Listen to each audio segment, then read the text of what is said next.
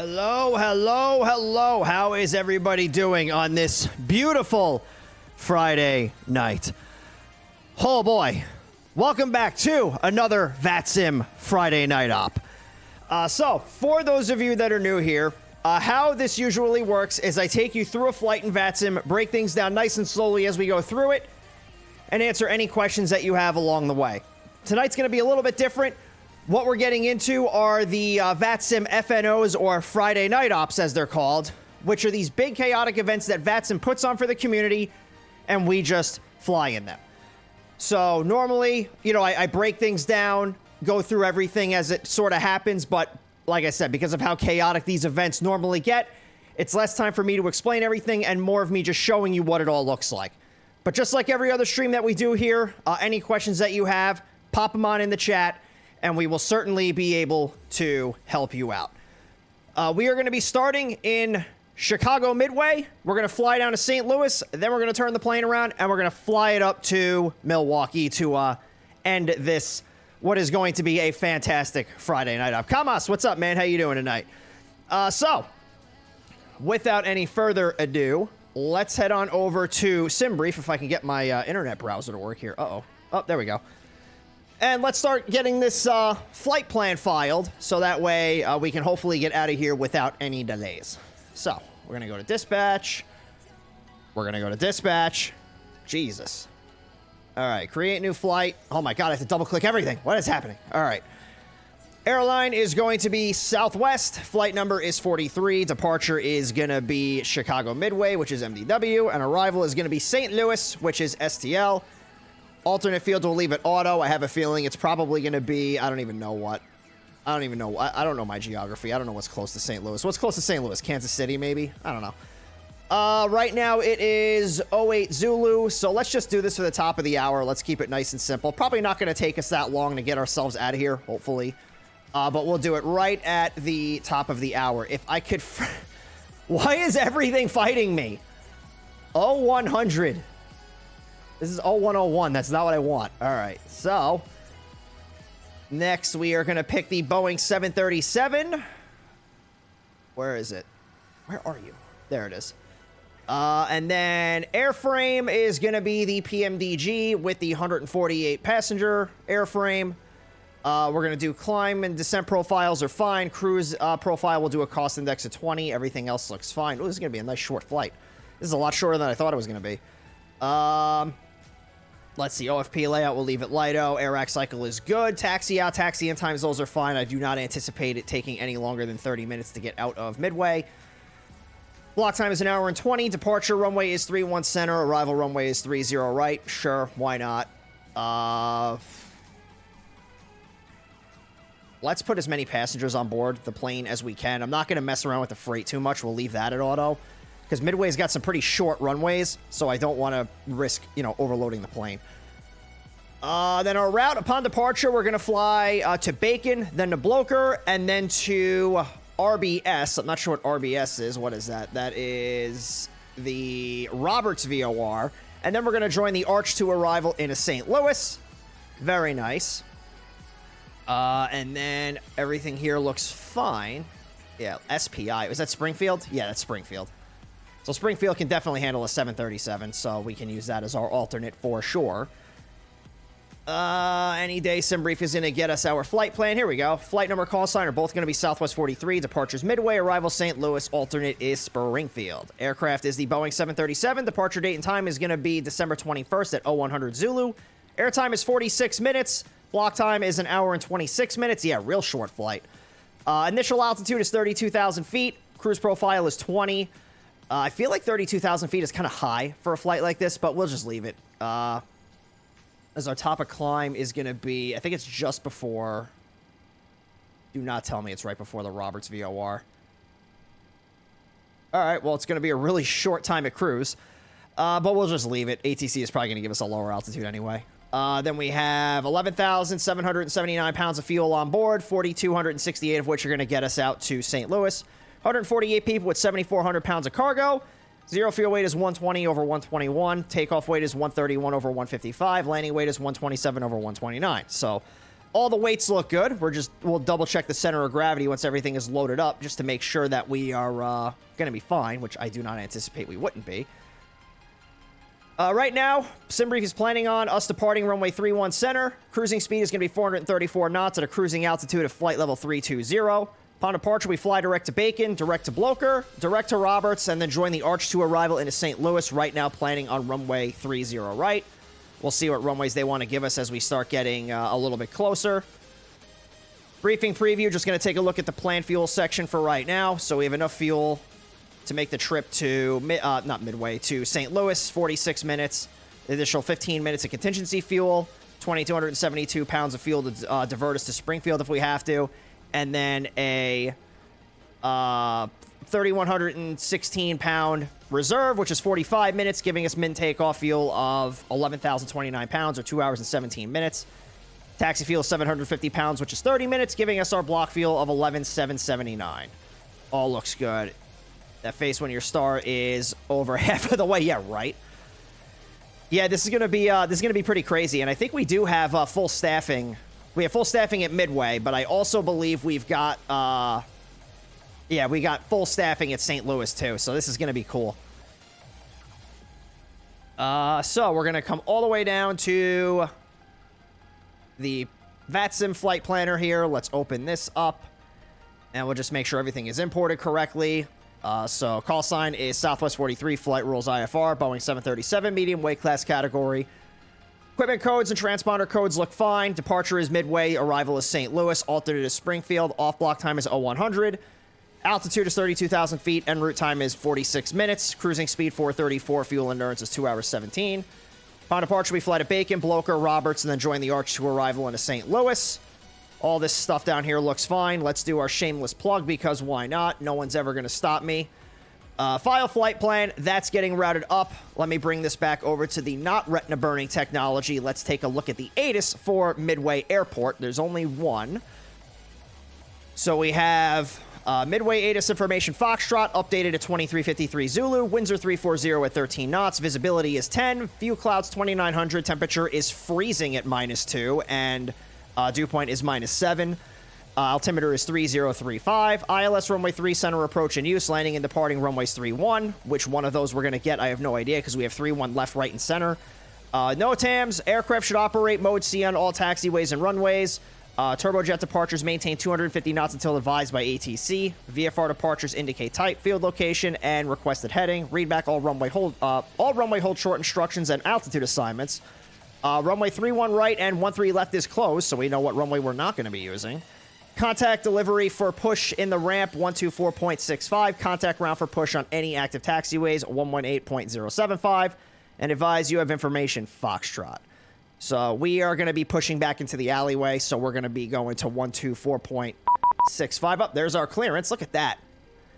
This is going to be pure chaos too. It's going to be chaos getting into St. Louis. It's going to be absolute pandemonium trying to get into Milwaukee. Ow.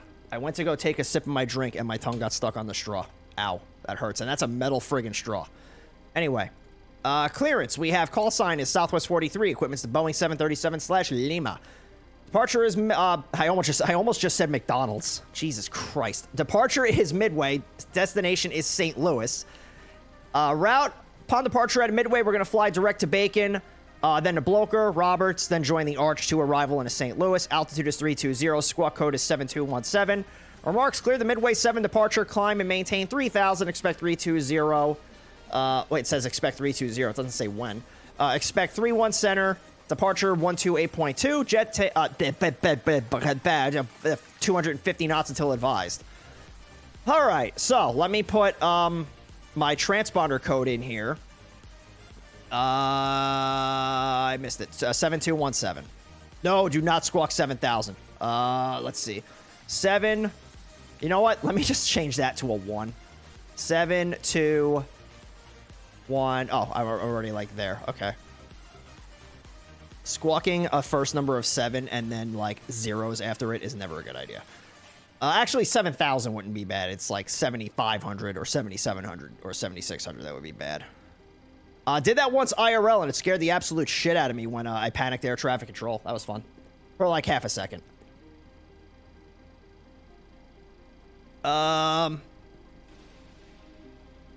Let's see. So we have that. Let's take a look at the Midway. Actually, you know what? Before we do that, let's start getting everything ready in the plane. We're going to come down to our FMS here with all 7 frames on my screen. Total fuel is going to be... Do we want to do this the long way? Yeah, you know what? Let's do the fuel the long way. I guess we could do all of it. But whatever. It's 11,000. What is it? It's 11,000 something, right? 11,779. Yeah, 11,779. 779. I have to call out the fuel truck, so let's do that. And I will get everything input. Yeah, let's do this. Let me bring this over here. And I don't know what I just unloaded, but I unloaded it. McDonald's to St. Louis. And we're going to look at the Midway 7. All right, so this is going to be a pretty easy departure. It's just like coming out of O'Hare. So we have KMDW, which is Chicago Midway International Airport, which is in Chicago, Illinois. Then we have up over here departures on 128.2. That was the frequency we were told to contact on departure. So on this particular flight, it lines up with this chart. Airport elevation is 620 feet. Transition altitude is 18,000 feet. Plane has to be RNAV1 capable, which the 737 most certainly is. GPS from Aceto, Bacon. I don't know how to say half the names of these friggin' things, but we're going to Bacon, so it's GPS from Bacon. Radar required, so that's more of a real-world thing, as we always talk about. And it's the Midway 7 departure for runways 4 left and right, 13 left and center, 22 left and right, and 31 center and right. Speed restriction right off the bat, all turbojet departures in all directions accelerate to 250 knots immediately upon entering or outside the lateral confines of the O'Hare Class Bravo airspace, and then maintain 250 knots until advised. Why don't you just tell me maintain 250 knots? Why are you going to make it complicated? Just fly 250 knots until you tell me to do something different. Duh. That's so many words. That's so many words just to say fly 250 knots or we'll shoot you down. Initial climb, all aircraft climb on assigned heading for radar vectors to filed or assigned out. Oh, I can't read. All aircraft climb on assigned heading for radar vectors to filed, assigned route, or depicted fix. Maintain 3,000. Expect filed altitude 10 minutes after departure. And top altitude, of course, is going to be 3,000 feet. So they are going to give us a heading. I have a feeling it's probably just going to be a runway heading. And then we'll just maintain that until we're told to fly to our first fix. Bacon is down. It's down here, right? Yeah, Bacon's right there. So this is where we can expect to go. We're going to be taking off in a this way direction. And the initial climb, yeah, it's going to be maintain runway heading or runway track until we're told to do something else. Nice and simple. So we might get a right-hand turn because O'Hare is out over here somewhere. Yeah, right there. So we'll probably get a right-hand turn out. But we'll see. We'll see what they want to do with us. So let me leave this up on the screen for another minute or so, just in case anybody does have any questions. I will start getting our route plugged into the FMS. Probably would help if I did this. Let's see. Midway. Damn it. Then St. Louis. And Southwest for 3. Hit the 3. Out. And then departure is going to be runway 31 center, we said. And it's going to be the Midway 7. And then let me bring this back over here. So it's going to be to Bacon. Was it Bloker? Yeah, Bloker. Blocker? I have no idea. Blocker probably sounds better. Then from Blocker, it's to Roberts. And then it's going to be the arch to arrival into St. Louis. Neat. Oh, you know what I didn't do? Guess what I forgot to do again for the 39th time? I forgot to start my ACARS. Or I actually just forgot to open it. So it's going to have to open up the Southwest one. Can't forget to do that. Ah! Sorry, the stream may have just had a panic attack. That is 100% on me. Oh, I dropped some frames on the stream. Look at that. Look at that. I apologize if there was any lag. It appears it is going to be that kind of a night. Let's see. Fridays are usually pretty iffy with internet connection.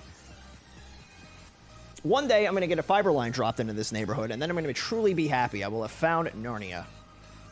What does ACARS do? It just tracks the flight for the virtual airlines. And come on. Oh, it's downloading. Oh, no, I'm downloading and streaming at the same time. My house is going to explode. There we go. So, yeah, it tracks the flight for the virtual airline. It basically... this one's not as... like, the one that I primarily use for, like, the Delta Virtual and, like, when I do, like, fly virtual flights, it's Smart Cars 3 by TFDI. Which will tell you just about everything that you do with the plane. It'll tell you what frequency you're tuned into. It will tell you what altitude you're at. It'll tell you what your speed is. It tells you a lot in the report. The Love Cars I don't think is as detailed. Like, it'll tell you like what time you push back and all that stuff. But it does not get as specific as the Smart Cars ones does. Let me just go to here. So departure airport is going to be Chicago Midway. Oh, it's gonna be Chicago Midway. That's why, because I was looking down an M, I was like, oh wait, no, it's Chicago Midway. We're gonna fly to St. Louis. And we are gonna do this one. Do I want to fly parking? I hate how I have to set the parking brake for this. I hate how I have to set the parking brake to activate this stupid thing. All right, so that is started. We are good to go. And, okay, so let's see where we are with the fuel. The fuel should be done. Yeah, 1780, or 11780, I should say. What's up, Jojo? The landing rate prediction, Rigmeister. All right, so I think I don't want to do this, like, the long way. We already have the passengers loaded up. Let me just do... Yeah, I don't think I want to do this. In St. Louis, we can. But here, I want to just get out of Chicago. Let's see. So we had 7,400 pounds. So let's do 5,000 in the back, and we'll do 2,400 in the front. So that is 7,400, which is exactly what we want. And then let's come up here. Oh, hello. And we are going to start the APU. Okay, 1,000, 2 1,000, 3 1,000. Let's not forget to set the pressurization panel. No, last week I didn't forget to set the pressurization panel. I forgot to turn the packs on. That's what it was. And then landing elevation in St. Louis is, it's like 600 feet, right? Yeah, 617 feet. We'll set this to 600. Perfect. Let me get Volanta updated here. Boom. So that's good. And let's get the seatbelt signs turned on. And while the APU is firing up, let's come down here. We'll get the altimeter set. We'll start setting up the EPIS panel. Let's see. The altimeter setting is 3035, a very high pressure setting. 3035. And this is going to go to 3,000. And our runway heading is going to be 318 degrees. That's a short runway. Okay, so this is already set to 318 degrees. Neat. Okay. Let's do... What's next? I can probably come up here, right? Yeah, so the APU generators are good. We'll hold off on the APU bleed for a little bit, but we'll turn the hydraulics, the yaw damper, and the rest of the fuel pumps on. We'll come back down to the FMS. I don't think there's anything else. I'm just going to release the GPU. Yeah, everything else here is fine.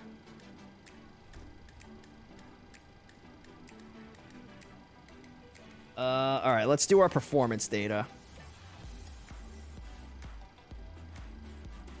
Where is my... Oh, it's 9. That's why. So let's do this. Sim brief stuff. Okay. Come over to the performance tool. So we're going to take off on runway 31 center, import all the weights and everything from the plane, import weather, Flaps 1, really? We're gonna be taking off flaps 1. All right.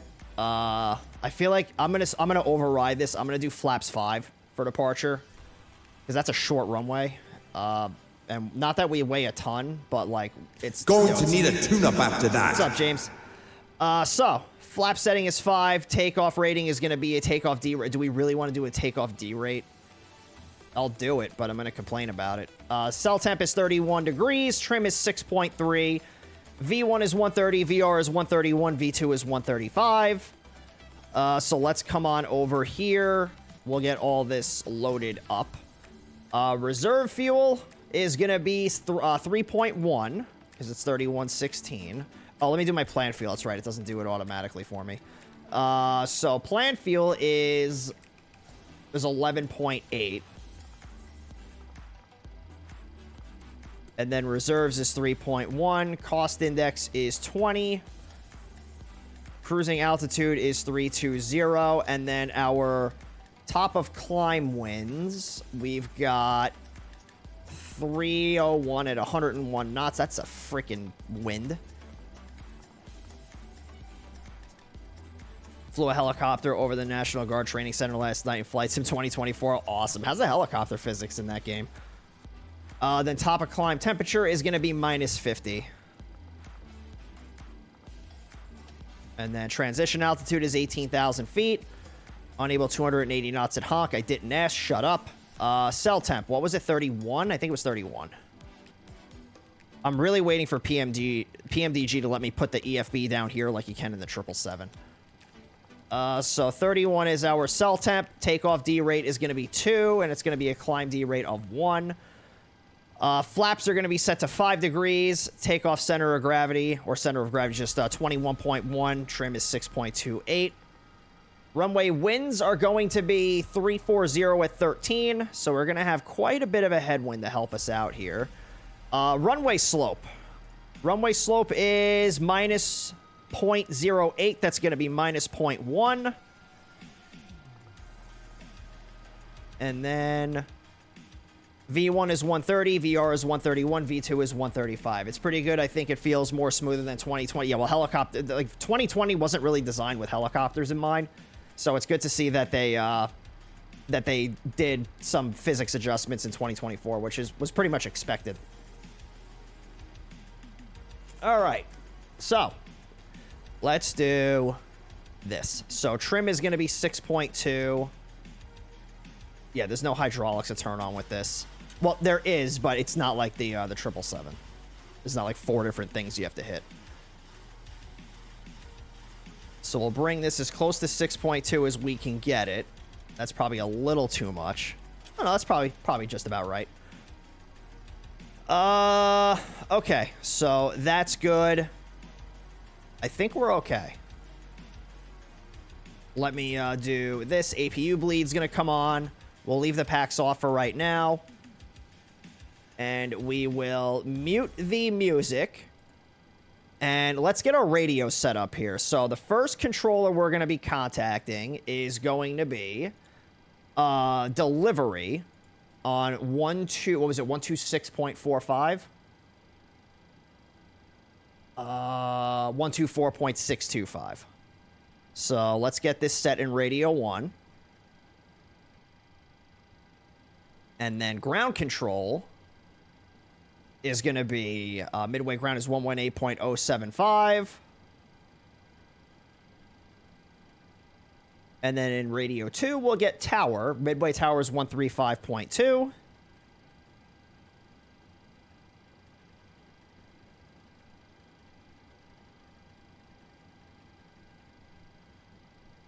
And then, what is it? Approach or departure is 128.2. 128.2. Good afternoon, Midway Center, Southwest 1202 Center. On the ground at Bravo 18. Looking for IFR to Minneapolis. Minneapolis? Minneapolis? 1202, That's the Midway correct delivery. way to say it. Sent you a pre-departure clearance Minneapolis. from your pilot client. Verify you got Like that? Indianapolis, it's Check it Minneapolis. right now, give me 1 second. Let's see.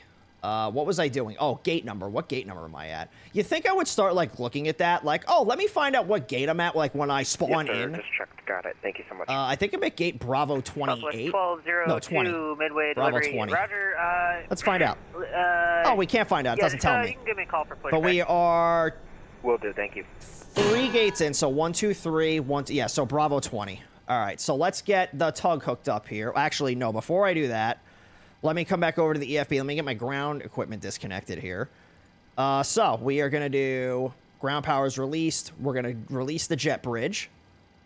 And that should close our main door. Let's see. I forgot how to do it. Where's my doors? There they are. So doors are closed. Let's hook up the tug. And now we're going to call the controller using the 4 whiskeys that we always talk about. Who you're calling, who you are, what your position is, what your request is. So let's bring this over here. We already got our clearance, so we're just going to be calling for pushback. I don't know why I thought. All right, never mind. Midway clearance, good evening. Southwest 43 at gate Bravo 20 with information Foxtrot ready for push and start. Southwest 43, Midway delivery. Very good evening. Thank you for Foxtrot. Push and start approved. Straight back and advise ready for taxi. Push and start straight back. You're welcome for Foxtrot, and we'll advise ready to taxi. Southwest 43.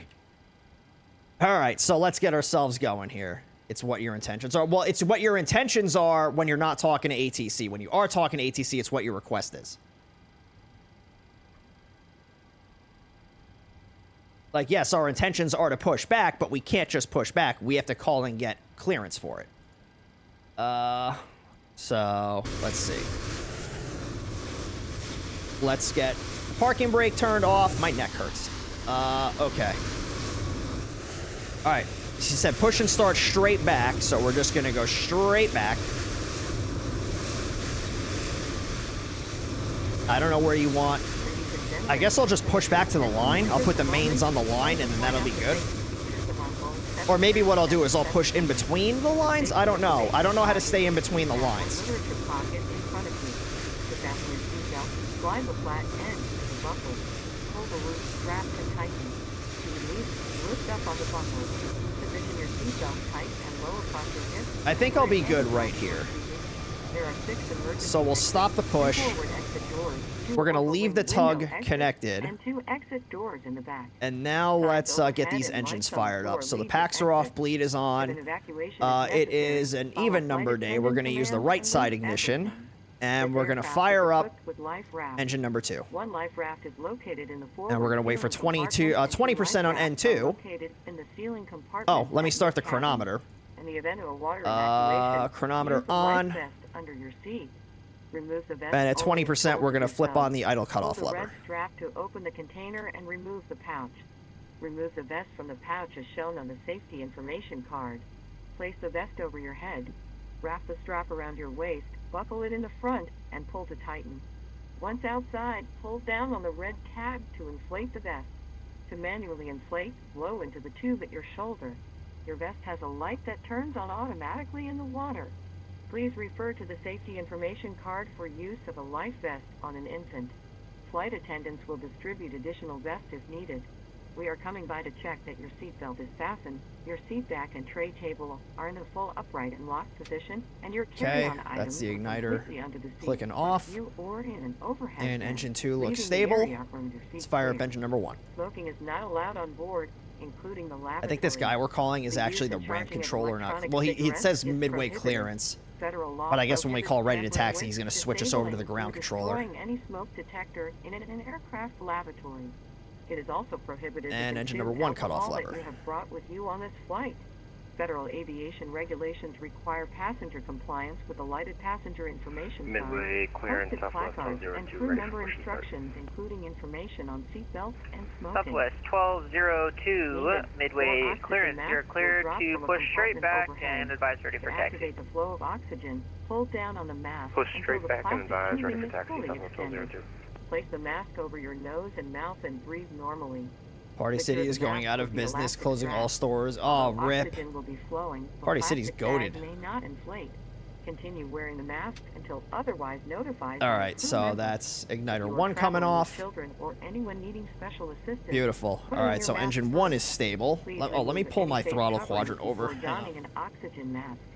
We are here for your comfort and safety. Please report any unwelcome behavior to a flight attendant. Thank you for So your we'll do attention. flight directors Now sit back, on. relax, Auto and enjoy throttle your is 1 armed. hour We're going and to come to the 20 minute overhead panel. flight We're going to get smoothly. the Welcome aboard. engine generators on. Packs are going to get set to auto. ISO valve is set to auto. And we'll let the APU run here for just another minute.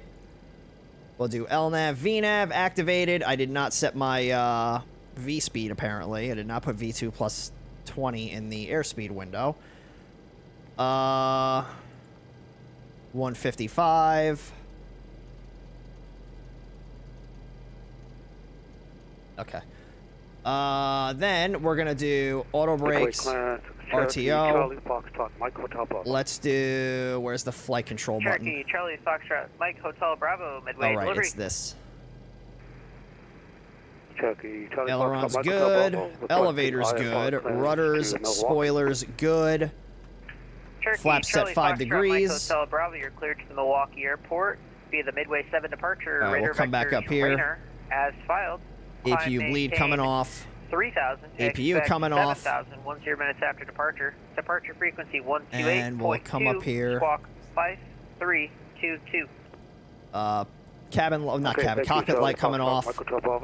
And we'll do terrain radar on, traffic rings on. And we are ready to taxi. Oh, let me turn that TCAS on. Expect 7,000. Departure frequency 1282, squawk 5322. Cherokee, Charlie, Foxtrot, Big Lots Mike is Hotel, going with Bravo, them, which is feedback set. Oh, Big correct. Lots. I've never been to a Same Big location Lots. on the airfield. And Charlie Foxtrot, Mike Hotel Bravo is at signature. Cherokee, Mike Hotel, Bravo, roger. Contact ground for taxi. Good day. Okay, thank you. Good day. Midway delivery, Southwest 43 is ready to taxi. Southwest 43, you can make the left turn, hold short tango, and contact ground on 118.07. Maybe a left turn here, hold short tango, and then 118.07, Southwest 43. Southwest 43, keep the stream up and have a nice day. Thank you. Enjoy the FNO. Why are we not moving? Oh, hang on. I know why we're not moving. There we go.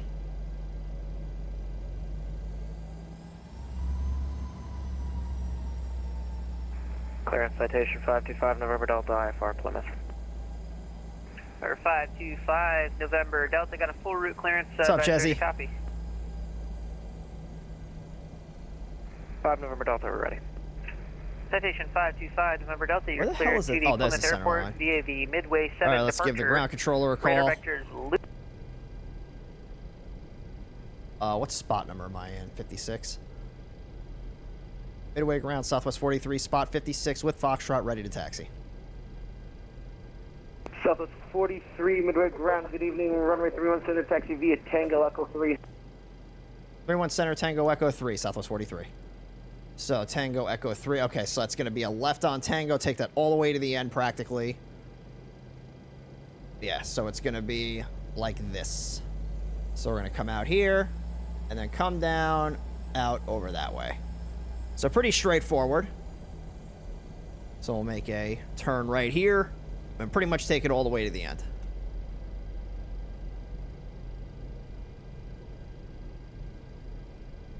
Oops, somebody's coming in to land.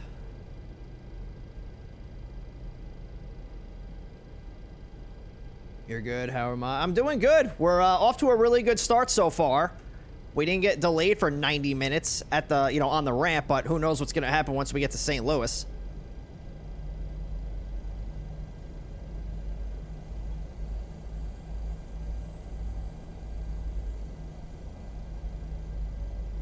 All right, so at the end here, we're going to make a right, and then another quick left. That'll put us on Echo 3.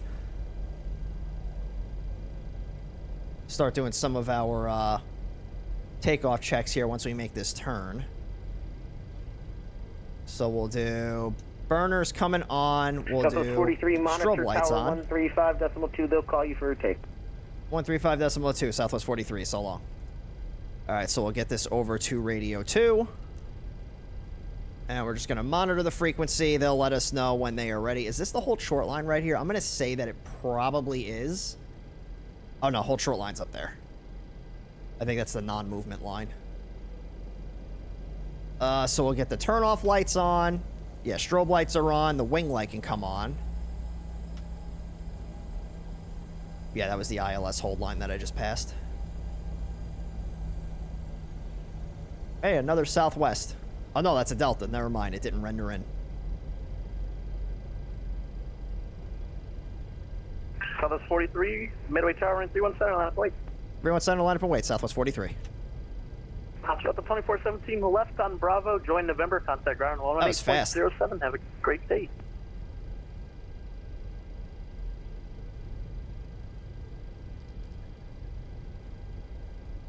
Let's go visit Randy Orton in St. Louis, see if he's home. Gee, I don't know who that is. 2417, right on Bravo, join November, contact ground. Right, Bravo, join ILS line is when the airport... Well, the ILS line is for when the controller tells you to hold short of it. So even if the airport's IFR, you don't need to hold short of the ILS line necessarily. You only do that when the controller tells you to. Southwest 43, turn left, heading 220, 31 center, clear for takeoff, wind 330 at 13, gust 21. Left 220, runway 31 center, clear for takeoff, Southwest 43. All right, so let's do power 40%. Get the heading indicator set to 220. Well, that's a little bit higher than 40%. Toga. And release the brakes.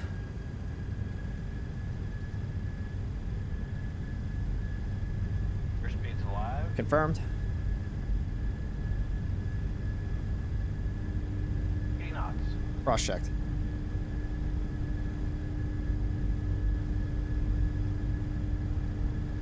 E1. Committed. Rotate. V2.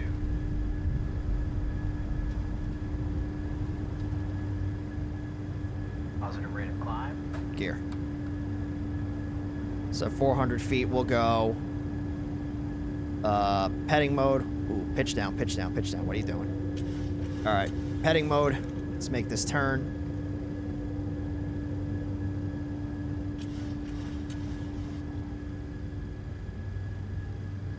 All right, TRA. Southwest 43, contact Chicago departure 128.2. Have a great day. 128.2, Southwest 43. Chicago departure, Southwest 43, 2,300, climbing 3,000.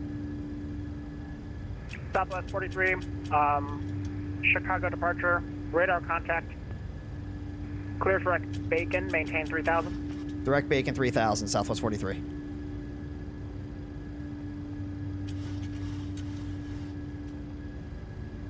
All right, nav.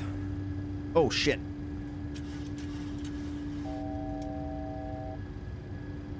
Blew right through 3,000, huh? Flaps up.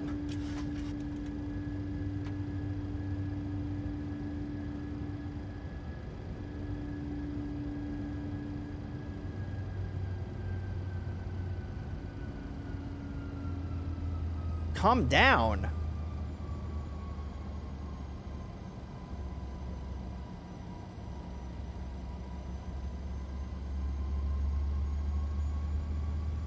All right, there we go.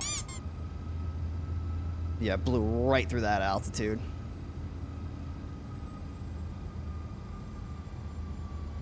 All right, terrain radar can come off, auto brakes off, landing gear off.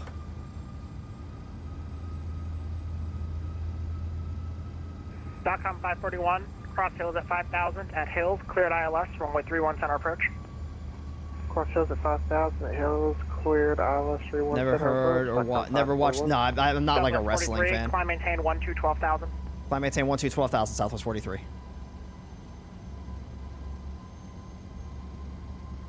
I'm just gonna go open climb with this because I can't reach that altitude interval button.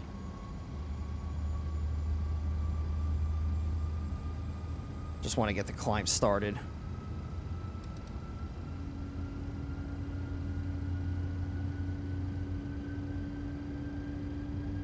All right, up we go.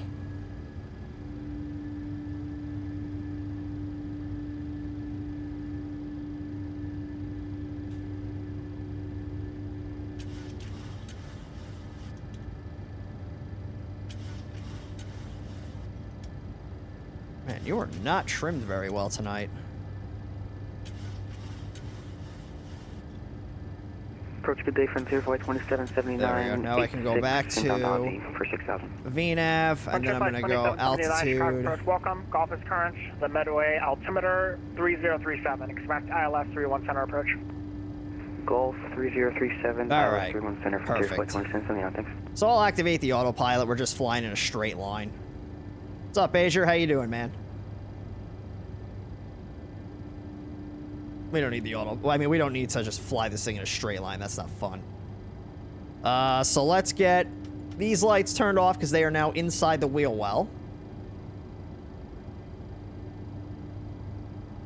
No, I didn't start the en route timer. Oops. Oh, well. I got my ACARs. That helps.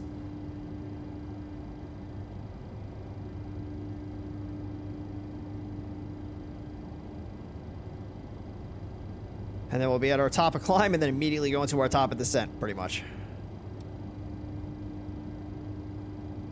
And then here in a little bit, they're going to switch us over to center. And again, if anybody does have any questions at anything that's gone on here, pop them on in the chat, even though it's not much of a breakdown tonight because of the FNO. Still here to answer any questions that you got. So right now, the FNO, it seems like it's relatively slow, but it is going to get absolutely nuts a little bit later on. That was my anti-collision light. That's not what I wanted. Chicago Pertra. Ladies and gentlemen, use of all portable electronic devices is now Southwest permitted in 02 Chicago airplane Pertra. mode with cellular functions turned off. Southwest 43, In a few contact moments, Chicago we will be coming Center, through to take your drink 121.27. 12127, Southwest 43. Complimentary soft drinks, juice, Chicago coffee, departure, beer, Southwest wine, and liquor are available 1202, for purchase maintaining or with a 3,000 valid feet drink right now. coupon. There is a beverage menu in your seat back pocket, or you may go to the Southwest Chicago Center, beverage Southwest menu 43, on the 11,400, Flight climbing Southwest 12,000. Wi-Fi.com, where these Southwest options are displayed. 43, Chicago Center, Please climb be maintain mindful flight of level the flight 320, attendant resume normal service speed. aisle and remain I maintain seated. flight level Fasten 320, normal seatbelt speed, Southwest signs 43. on. We have lavatories in the front and back of the aircraft.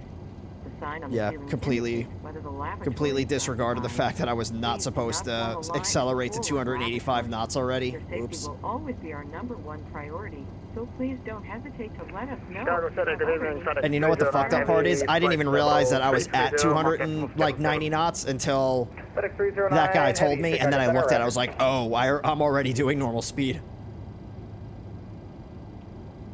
Cross is turning into Sonic the Hedgehog, potentially.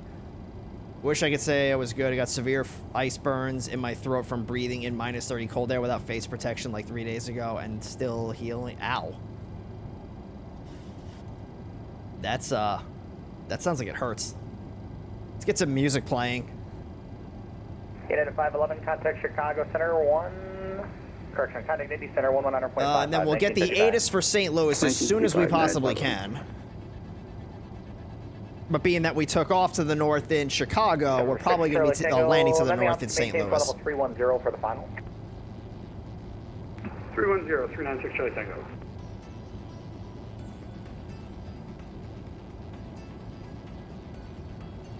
With the speed stuff. Oh, yeah, you know. Chicago Center, United 2042, passing 13,000, climbing to 15,000. United 2042, Chicago Center, climb maintain flight level 330, normal speed. What I probably should have done is just had a speed 20, restriction of 250 knots until I got to Bacon. Chicago, good evening, Southwest 2457, descending to flight level 320 for flight level 310. Southwest 2457, All right. Chicago Center, roger. November 6 Charlie Tango, cross Macy's at maintain flight level 230. Macy's 230, 396 Charlie Tango.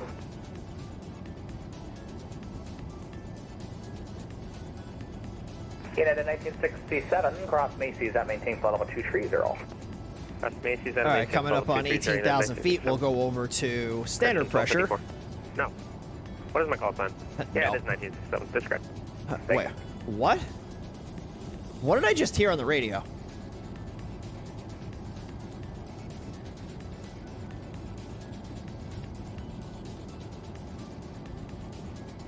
Southwest 551, proceed direct Indy. All right. All right, proceed direct ND, Southwest 551.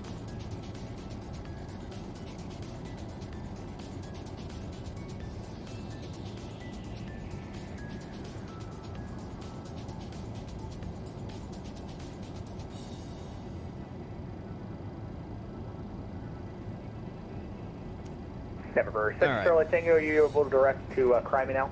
No. Direct crime, 396 Charlie Tango. I don't know if I'm going to get the VNAV to work to get down, so. Denver 6 Charlie Tango, no worries. Proceed direct Crimey, and then descend and maintain flight level 230, set straight down. The VNAV? VNAV not working? That Crimey, never 230, happens. 396 Charlie Tango. Chicago Center, UPS 5606 heavy flight level oh, we can get the ATIS for St. Louis. So let's take a look here. I have that up because I just noticed that I started dropping frames again. UPS 5606 heavy flight level 34. Hopefully the stream doesn't explode. Where's my ATIS? There it is. So we have St. Louis ATIS information Bravo, updated at 2351 Zulu, winds are 320 at 8, visibility is 10, overcast clouds at 2200, temperature is -1, dew point is -6, altimeter is 3046. ILS runway 30 right, ILS runway 29 approaches in use, departing runway 30 left and 29. NOTAMs, use caution for personnel and equipment adjacent to the runways and taxiways, and advise you of information.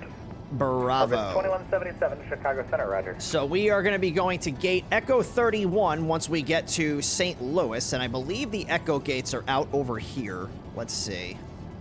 So Echo 31 is, yeah, it's out over here. Southwest 24, correction, Southwest 2457 to So 30 right for landing would be ideal, but with our luck, we're probably going to get runway 29. 240. You're in the 730. Yep, we in the 737. So I have it planned for 30 right now. Actually, no, I don't. I just have the Arch 2 in there.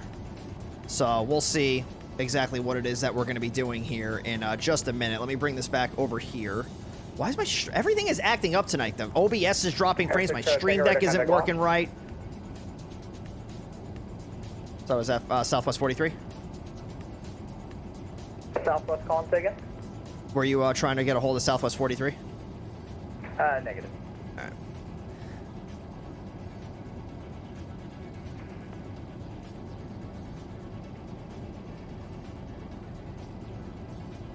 All right. Let's, yeah, it says 30 right or 29, but either way. Cross ND at maintain 6000. Yeah, we're coming up on the Roberts VOR, and that's our transition onto the arrival here. So we have St. Louis Lambert International Airport, the Arch 2 arrival for runways 11, 12 left and right, 29, and runway 30 left and right. You could have just said all runways, and it would have been the same thing. Or not, because they have runways 6 and 24. I forgot that those were runways, so never mind. Or just all runways except runway 6. Anyway, so we are going to be transitioning at Roberts. At Roberts, we're then going to fly to, what's that, Jarkey? Jarkey? I have no idea. We're going to expect to cross at flight level 280, so we are not going to automatically just start descending to flight level 280, but we are going to expect ATC to tell us to cross Jark at flight level 280. From there, we're going to fly to Basco, then to Gordo, then to Wild Bill, then to Honk at 280 knots at or below flight level 310. Then we're going to fly to Arch at 280 knots at or above 11,000. Then to Petty. Then from Petty, if we're landing to the north, we're going to break out in this direction to the south. We're going to go to Scott between 10,000 and 9,000. Then we go to Eads between 9,000 and 8,000. Then to Oshie, slow down to 250 knots between 8,000 and 7,000. Then we fly to, what is that, Frederico? Between 7,000 and 6,000. 43, and then the altitude, maintain flight level 310. That'll be the final. Flight level 310, Southwest 43. So a little lower. But it's closer to our optimal altitude, so that's fine. So, then from Frederico, we're going to maintain our current track. Expect our final approach course to either runway 30 right or runway 29. So remember, red numbers are your speed restrictions, and those are going to be given to you in indicated airspeeds. Blue numbers are your altitude restrictions. The way you read your altitude restriction is you look for where the number falls in reference to these lines. One altitude between two lines means you have to be at that altitude. The altitude beneath the line means you have to be at or below that altitude. The altitude above the line means you have to be at or above that altitude. And then finally, two altitudes between two lines means you have to be somewhere in between those two altitudes. Doesn't matter which one, just as long as you are between them. So I'll leave this up on the screen here for another minute or so in case anybody does have any questions. feel free to pop them in the chat. I believe I have to come back to my crew. Yeah, so it's still showing. Let me do this. Let me change this to 310. I will bring this 310. Beautiful. And then our top of the set is going to be just past Wild Bill, unless they tell us to cross Jark at 280, although they probably would have told us to do it already, being that we're getting kind of close to it. But we'll see. I will back this up with the ILS approach for whatever runway it is that they're going to give us. I'm going to anticipate 30 right, but I'll put the ILS 29 in there as well. So we'll get both of those ready. And again, I'll leave this up on the screen for another minute or so in case anybody does have any questions. You can feel free, pop them on in the chat.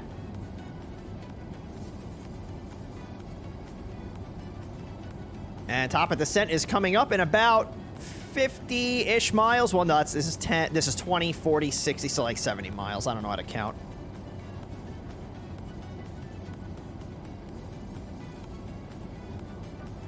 And it looks like we're going to be landing at 0126, which is about a half hour from now. Actually, no, before I do that, because I want to open up the landing rate prediction, but I don't want to do it too early.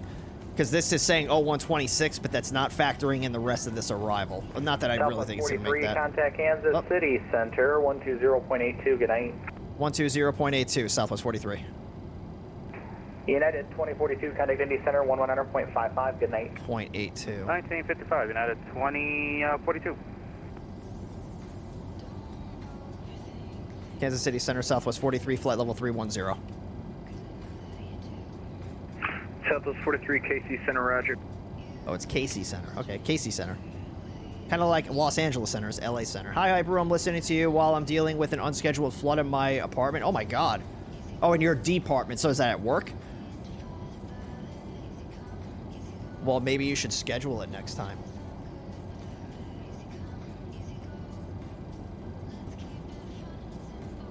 Yeah, floods are not fun. I've had some personal experiences with floods. They suck. Nothing good about them. The only time I want to see that amount of water is either in a pool or in the ocean. That's when it's fun. It's not fun when it's in your house or in your job. Oh, in your apartment. Sorry, I will defend myself by saying English. It's not my first language. Have you called somebody out to get the water out of there? At the very least? Hopefully you did.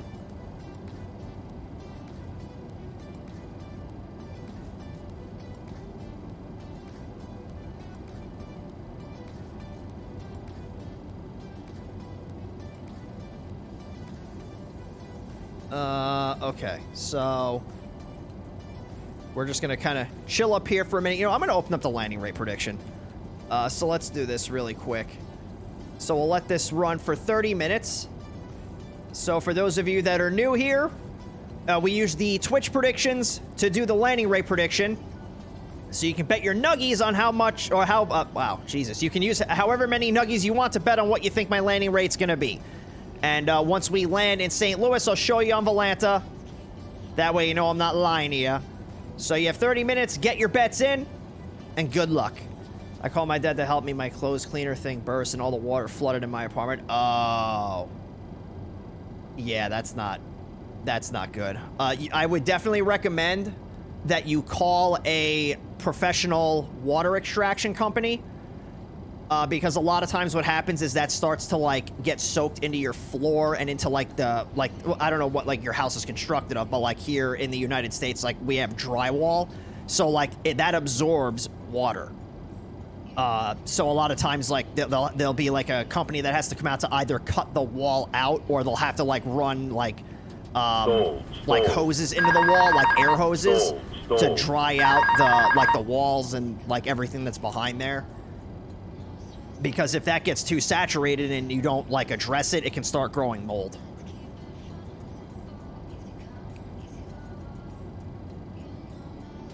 You'll get some bad water damage on your foundation's usually going to be okay, but it's usually like the interior of the house that's going to get bad. Here it's concrete, so you might want to call them tomorrow. I don't think they'll be... A lot of those companies, there's a lot of, like, emergency companies that you can call. So I would just go on Google, look up like a water extraction company. The first couple of results are usually going to be like the emergency ones that are 24 hours. But if everything's concrete, concrete's a little bit, not that it's easier, but it's a little bit more forgiving when it comes to water. But still, like all your flooring and everything, like that's gonna end up getting damaged, and if they don't get it out quick enough, then a lot of times it's not salvageable. So you don't want to have to rip out all of your flooring if you don't have to. If somebody can come in there and just kind of dry it out. That's what I did when my because I stupidly tried to fix the water supply line for my toilet because it was leaking. Well, I bought the wrong type of line, so I hooked it up, and I was sitting there and I was like, this doesn't look right, but I'm gonna go turn the water back onto the house and see what happens. Southwest 43 to 7 the Arch Street arrival, St. Louis landing northwest, St. Louis altimeter 3046. Send via the Arch 2 landing northwest, altimeter 3046, Southwest 43.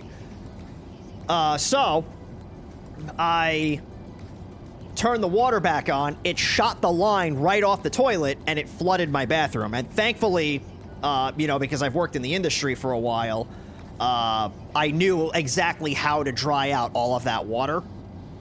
So I was able to get everything dried out. I was able to, to save the laminate flooring. I was able to save the carpet in the bedroom because it went everywhere. It even started coming down through the air conditioning duct. I was like, Jesus Christ. So yeah, that was fun. But yeah, fortunately I was able, because I knew how to dry all of it out fast enough and knew where to start looking for the water to be.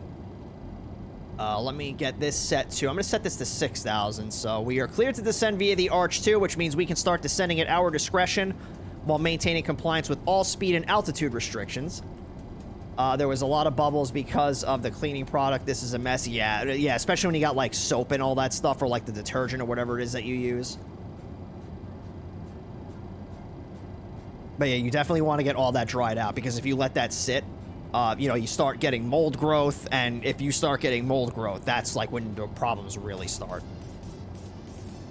You're flying IRL and found my apartment flood. Oh, so you weren't even you weren't there.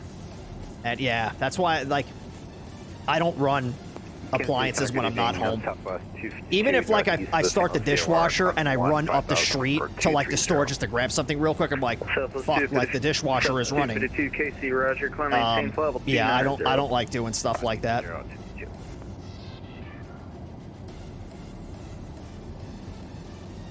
Yeah, but either way, you'll be able to get the damage fixed. It's just a matter of how much damage is it going to end up being.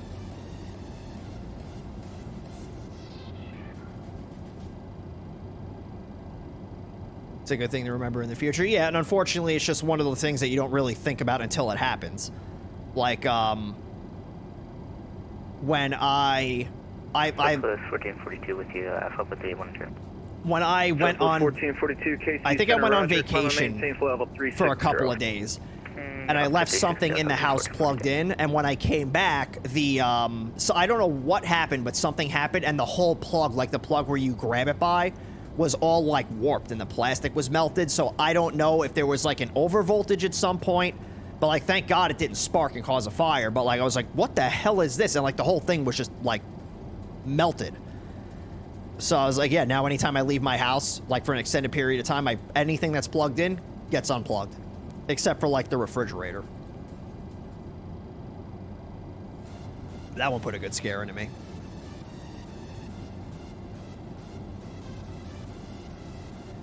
All right, so I'm just going to put the arrival in for runway 30 right for right now. So let's do 30 right. And I'll do the full approach transition. Center, good evening. Quick shift 585 at flight level 410. Quick shift 585, KC Center rush. Did I go past the top of descent? Damn it. Hang on. Is it put in the whole arrival?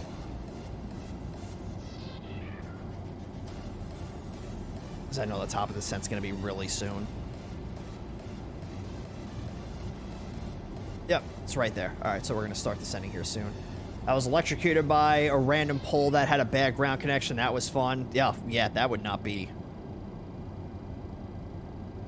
That would not be good. The only time I really got like electrocuted, I guess you could say, is like I was pulling out I think I was pulling my laptop plug out of the surge protector, and my finger slipped and it hit the prong of the plug while it was still like partially in the surge protector, and I felt it like go up my arm. I was like, oh shit! It hurt. It hurt a lot. I was like, damn.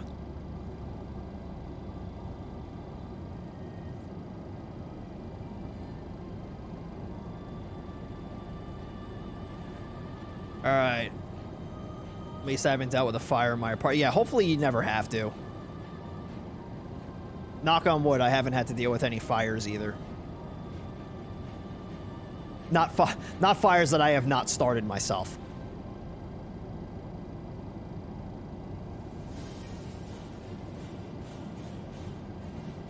Had a guy had his hands cut off by a propeller because the person who last flew it never turned the mags. Oh, that would piss me off. That would make me want to pick my hands up off the ground and beat that guy to death with them. Flex shift 585, contact Kansas City Center 125.72. 2572. All right, I'm going to turn the burners back on as we start our descent here.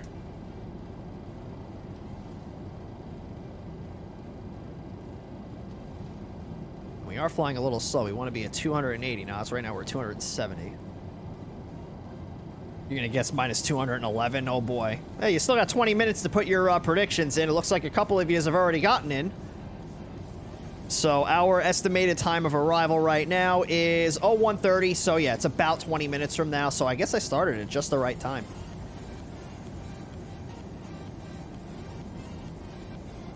And once we know what approach we're going to be flying, we'll brief that.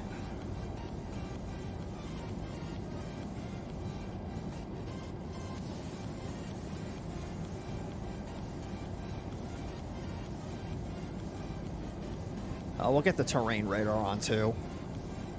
Not that I think there's really anything we have to worry about in the descent, but you never know.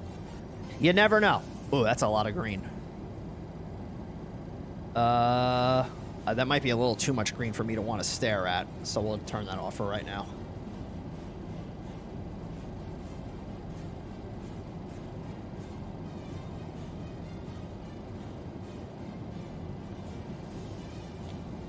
Had a very heated conversation with the student pilot about that. I was checking the plane after him and saw the mags hot. I still think I overstepped a bit because while training is the task for the instructor. I just find it odd how somebody can forget to turn the mags off.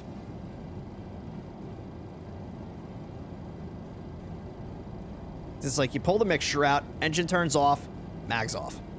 Southwest 1442. I mean, just if you follow the flows, you'll be fine. Southwest 252 unable. But I guess that's if. I gotta get you to the next controller. Oh boy. It's just straight up unable. Actually, we're Southwest 252. We don't know who they are. Some other guy fried the radius because he turned off the battery before turning off the avionics. That'll do it. And it is the checklist supplied by the school. Got a nice dinner for that. Yeah, there you go. I don't think I ever pissed off my instructor. I know there were just like sometimes where I would just like go brain dead. Like when it came to like maneuvers, I would forget to like do something to like set up the plane. Nothing like catastrophic. It'd be like, you know, I didn't set, like the throttle wasn't in the right position. It'd be like, how the hell do you not remember to set the throttle in the right position for slow flight? I'm like, I don't know.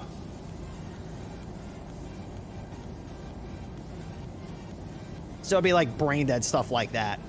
Southwest 1442, so can we? Sorry, was that Southwest 1442 or 252 requesting time off? 1442. SOP, the shutdown So procedure used to be a Roger, memory still item, but now it's a 215. read and I can do do a max item. of Fair. 5. Alright, we can do 5. My school, if you mess up, you need to buy your instructor some dinner. 252, contact Chicago. That's not a bad, not a bad strat. 2127. All right, so 3046 is going to be our altimeter setting. Let me get that set in the standby. Should we go 5? Let's run the ATIS one more time. So Colin, we have information Charlie, 051, winds 300 at 6, visibility 10, overcast 2200, temperature -1, dew point -6, altimeter 3046, still landing to the northwest. No, south 1442, that's so fine. all of that is good. Alright.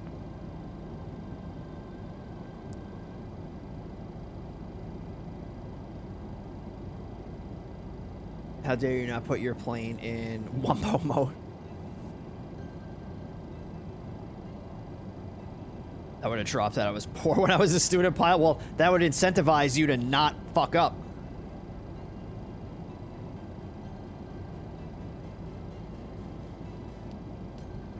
Southwest 43, contact St. Louis approach 132.12. 132.12, Southwest 43. 32.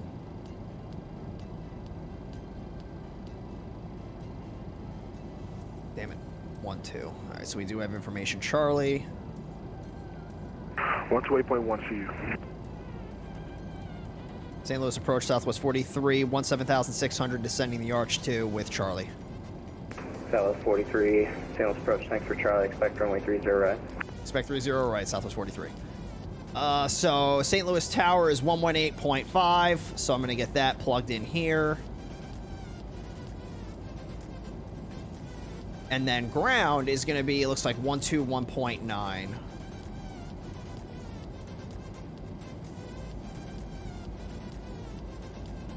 So he said 30 right. We'll see what approach they want to give us. If they don't give us an approach, we'll brief the ILS.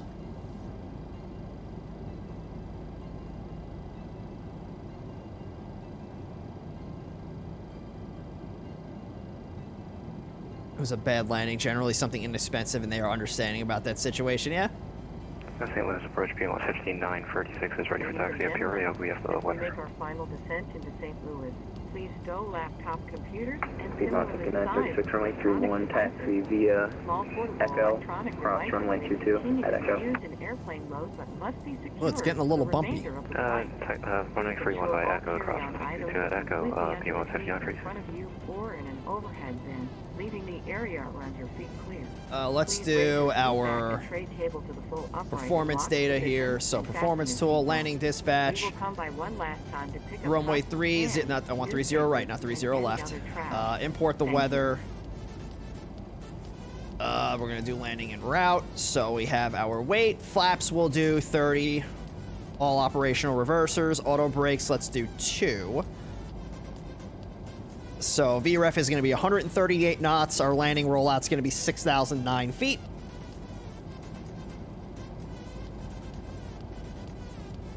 And then we'll do this here. So yeah, VREF, it's 133. Add 5, it's 138.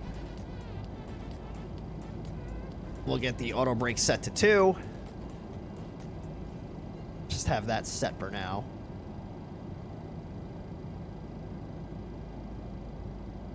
And then, yeah, we have that set to 6,000. The heading bug, yeah, we'll have it set to, it's going to be about 220 once we come off this this arrival. So it's going to be, what does it, yeah, 226. So let's do 226 on the heading indicator.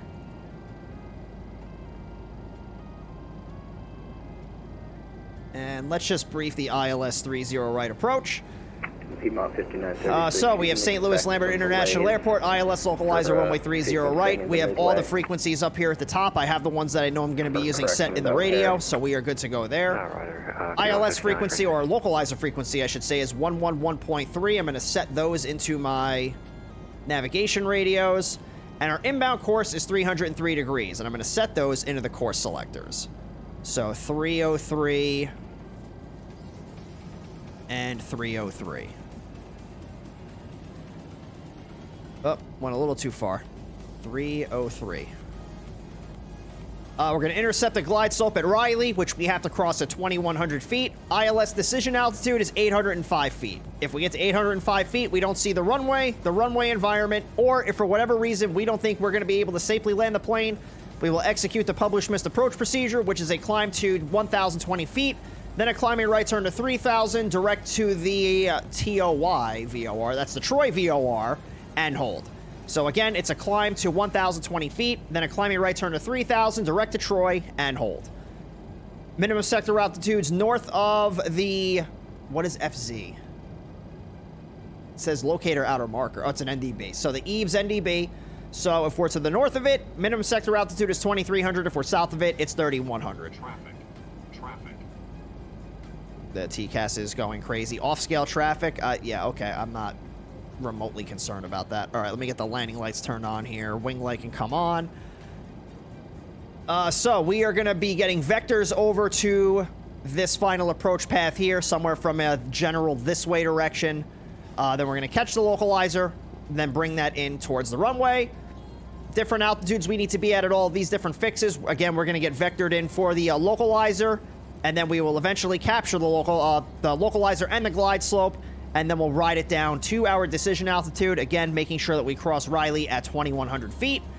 We're going to be looking for an LSAF-2 approach lighting system with a PAPI on the right-hand side. Missed approach, once again, is a climb to 1020, then a climbing right turn to 3,000 direct to Troy. Decision altitude is 805 feet. RVR's and visibility requirements do not apply, so we are good to go there. Let me just get the decision altitude in here. So 805. Gonna have to hold you for a little bit. I can't exactly... Beautiful. Say for sure how long. I'm waiting for Chicago to get back to me, but I can't launch you right now. So. Roger, okay, that's fine. You on 15 off your I'll leave this up on the screen for another minute or so, just in case anybody does have any questions. If you do, feel free, pop them on in the chat.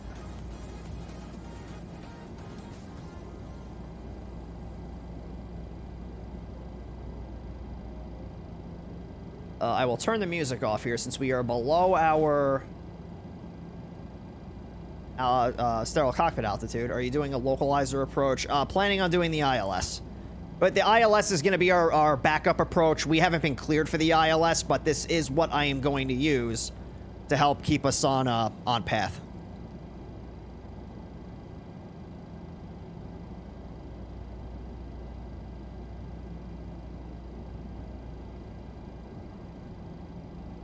So I'll bring this back over here.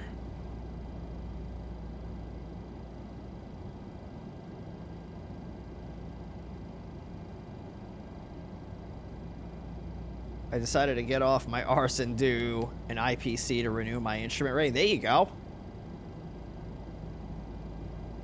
Get them approaches in.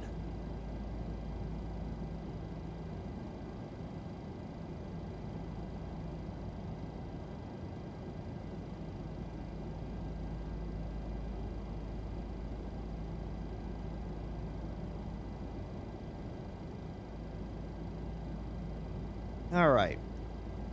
So it's going to be a little quiet here as I get myself set up. Everything here is fine. We have the frequencies in. Altitude is set. Heading indicator looks good. I'm going to bring in the range rings. I'm going to hit the terrain radar one more time.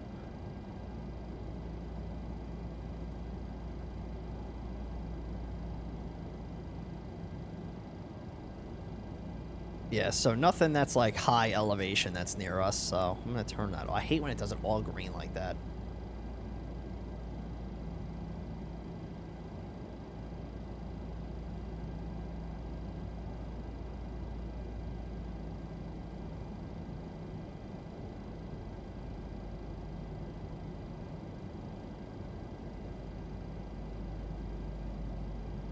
You should be able to fly with it corrected, though, Asia, depending on...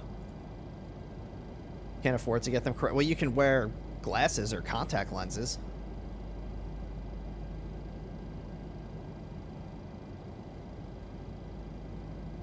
Southwest 43, flight present, heading vectors to final approach course, descend and maintain 3,500.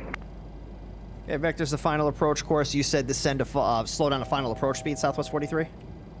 Negative. Keep your speed. Descend and maintain 3,500. Okay, 3,500. Expect vectors for the ILS. Southwest 43.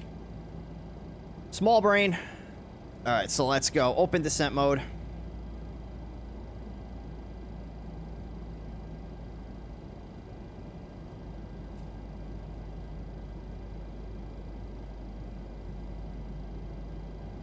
I don't know why I thought he said final approach speed. I think it's because my brain doesn't work properly.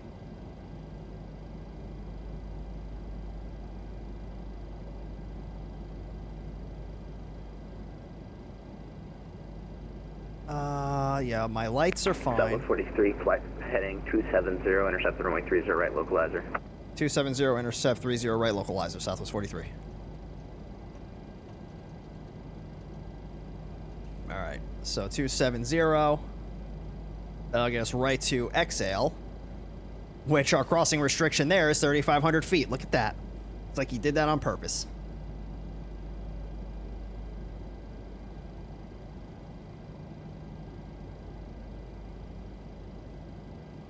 What I am going to do... 5936, I think it'll probably be about a 10 do vertical speed mode.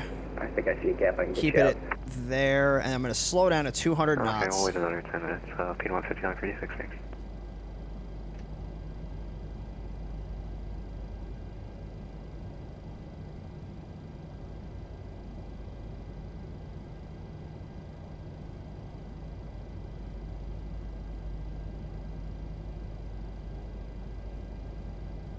I want to start getting some flaps in here because we're about 12 miles out.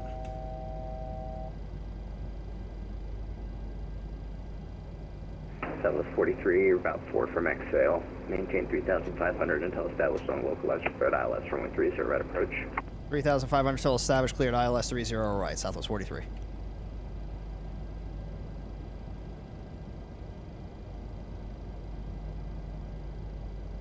Here comes the localizer. Vorlock, where's Vorlock? There it is.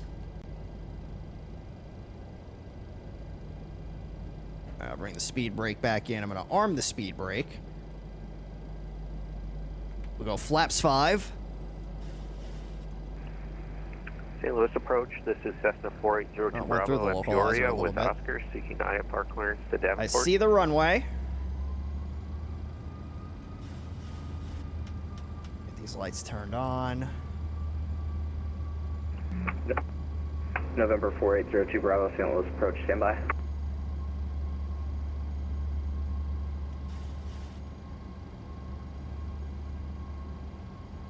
Oh, I saw the runway. It disappeared. Alright. Approach mode. And we are 3 miles from the final approach fix. Gears coming down. Bring our airspeed back. So we said it's going to be 138 knots. Bring it back to 160 for right now, just so I don't get that alert. We'll go... flaps, that should be flaps 15. Yeah, flaps 15. But that's actually flaps 10.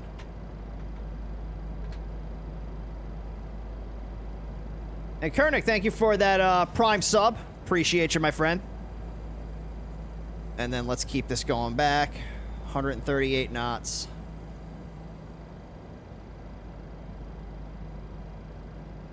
And we'll go flaps 30. Oh. Does it not want to agree what flap setting you should be at? Yeah, there we go. Flaps 30. Alright. Auto throttle off. 43, contact tower 118.5. Over to tower 18.5, Southwest 43.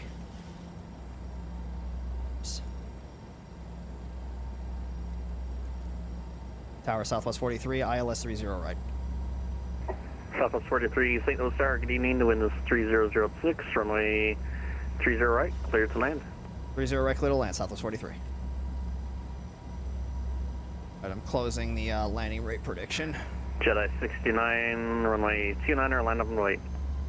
Line up and wait, 29 or Jedi 69.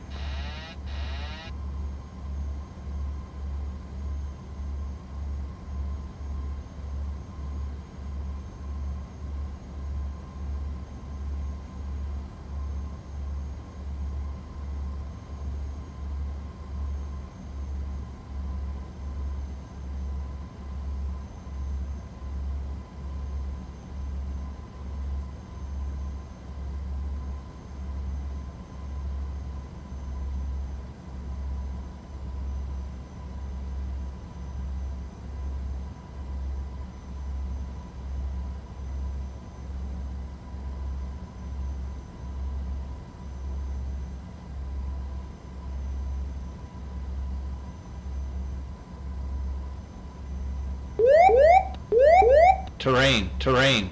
Pull up, pull up.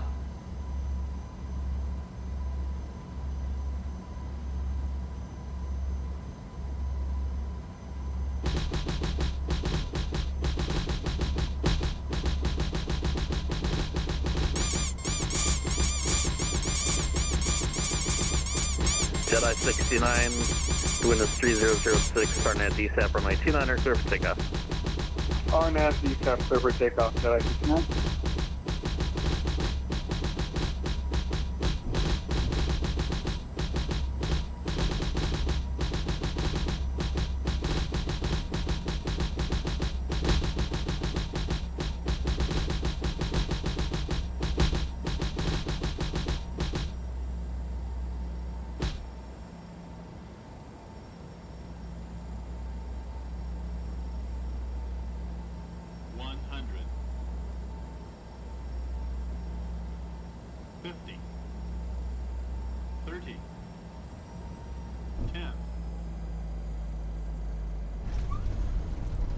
Water brakes deployed, reversers.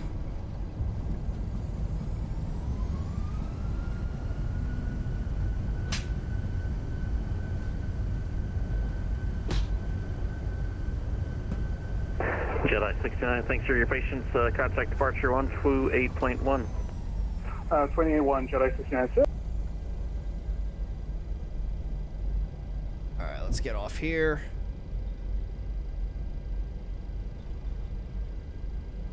Auto brakes off. On behalf of the Speed flight brakes crew up, and flaps up. Southwest Airlines, welcome to St. Louis.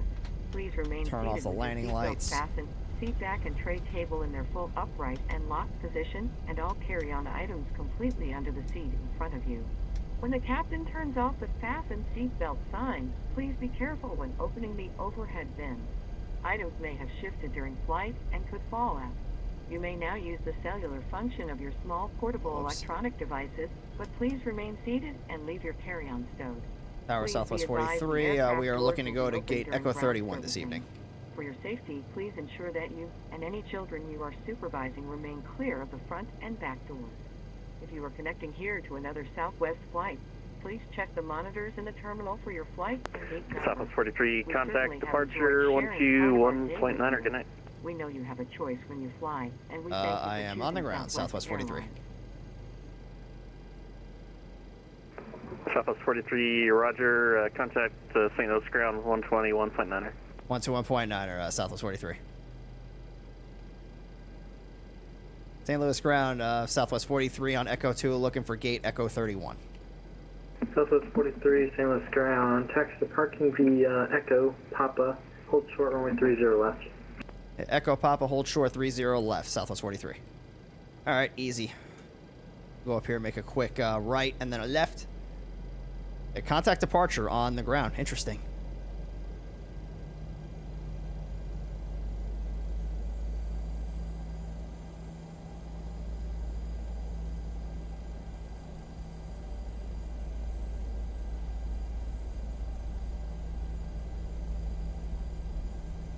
Now, is that... That's not Papa right there, is it? Maybe it is? Oh, let me turn the strobes off. Oh, yeah, I guess this is. And November 906 Quebec, contact St. Louis Tower 118.5. Tower 118.5, 906 Quebec.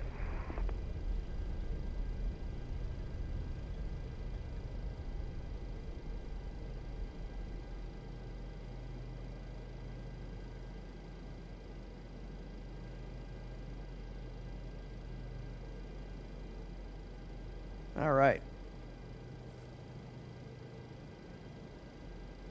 So we'll just chill here until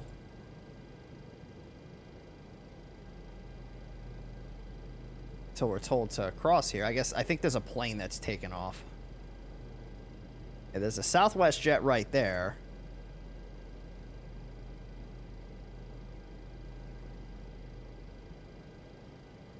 Let's get the APU fired up. 1-1000, 2-1000, 3-1000.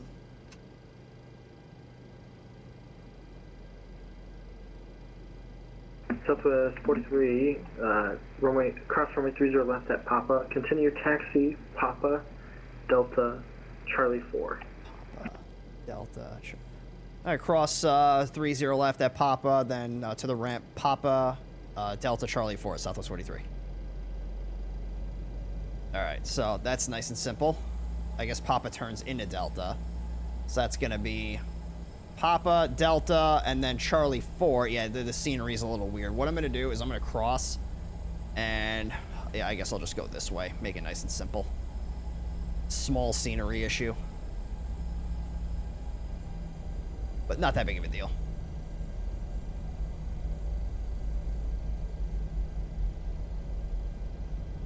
And then this is going to be Charlie right here. Let's get the music turned back on.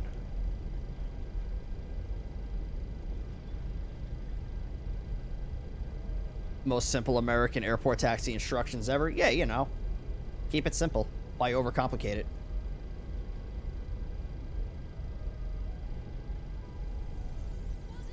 I use Mississippi's to count. I don't even live near Mississippi. Fair.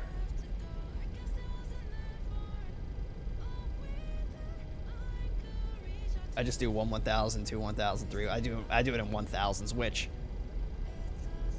Mississippi's in 1000s. It's almost the same.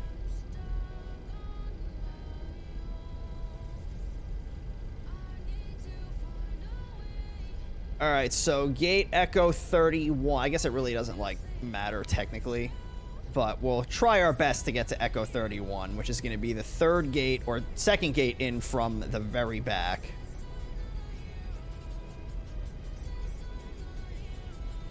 So we'll come in this way.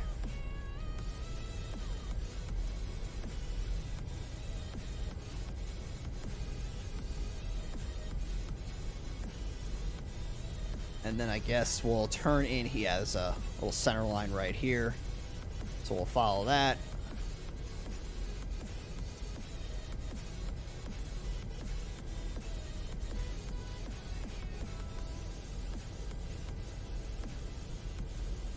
Yeah, so we'll come on back over here. Yeah, the delivery controller here in St. Louis. If only I was ground. If only I was ground, so I could talk to you. Yeah, you know it happens. But good to see you out there on the Freaks tonight. Appreciate all the support. So this is.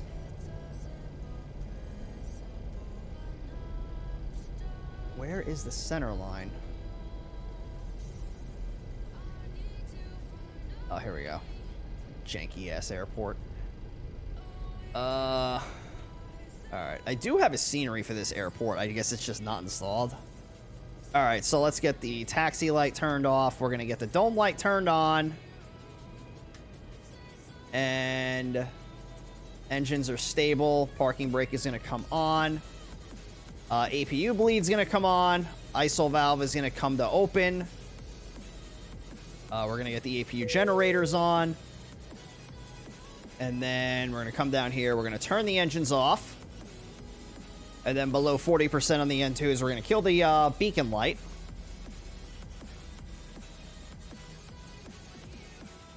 Perfect. All right, so coming up here, beacon light turned off. We'll get the seatbelt signs turned off. And then I believe that is it for right now. Cool. All right, so let's see what our landing rate is going to be. So are you guys ready? I don't think I'm ready.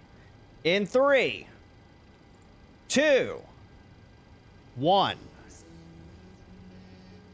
Really? Minus 255? Told you I wasn't ready for it. The G-forces were fine. The landing speed was okay. I'm surprised that it was that. I'm surprised it was that firm. All right, well, let's see who's going to win the prediction here. So that's going to be between 250 and 300. And that is going to be Azure. So congratulations to you, sir, on your winnings. 5,300 nuggies to you. So enjoy all the abuse of power that comes with it. I am terrified. So let's do this. I'm going to unload the plane. And yeah, we'll just set this to empty. The fuel's going to stay right where it's at 7,100 pounds. Hey, JJ coming in with the raid of 4. What's up, JJ? How's it going? Thanks for the raid. Were you still fixing your car?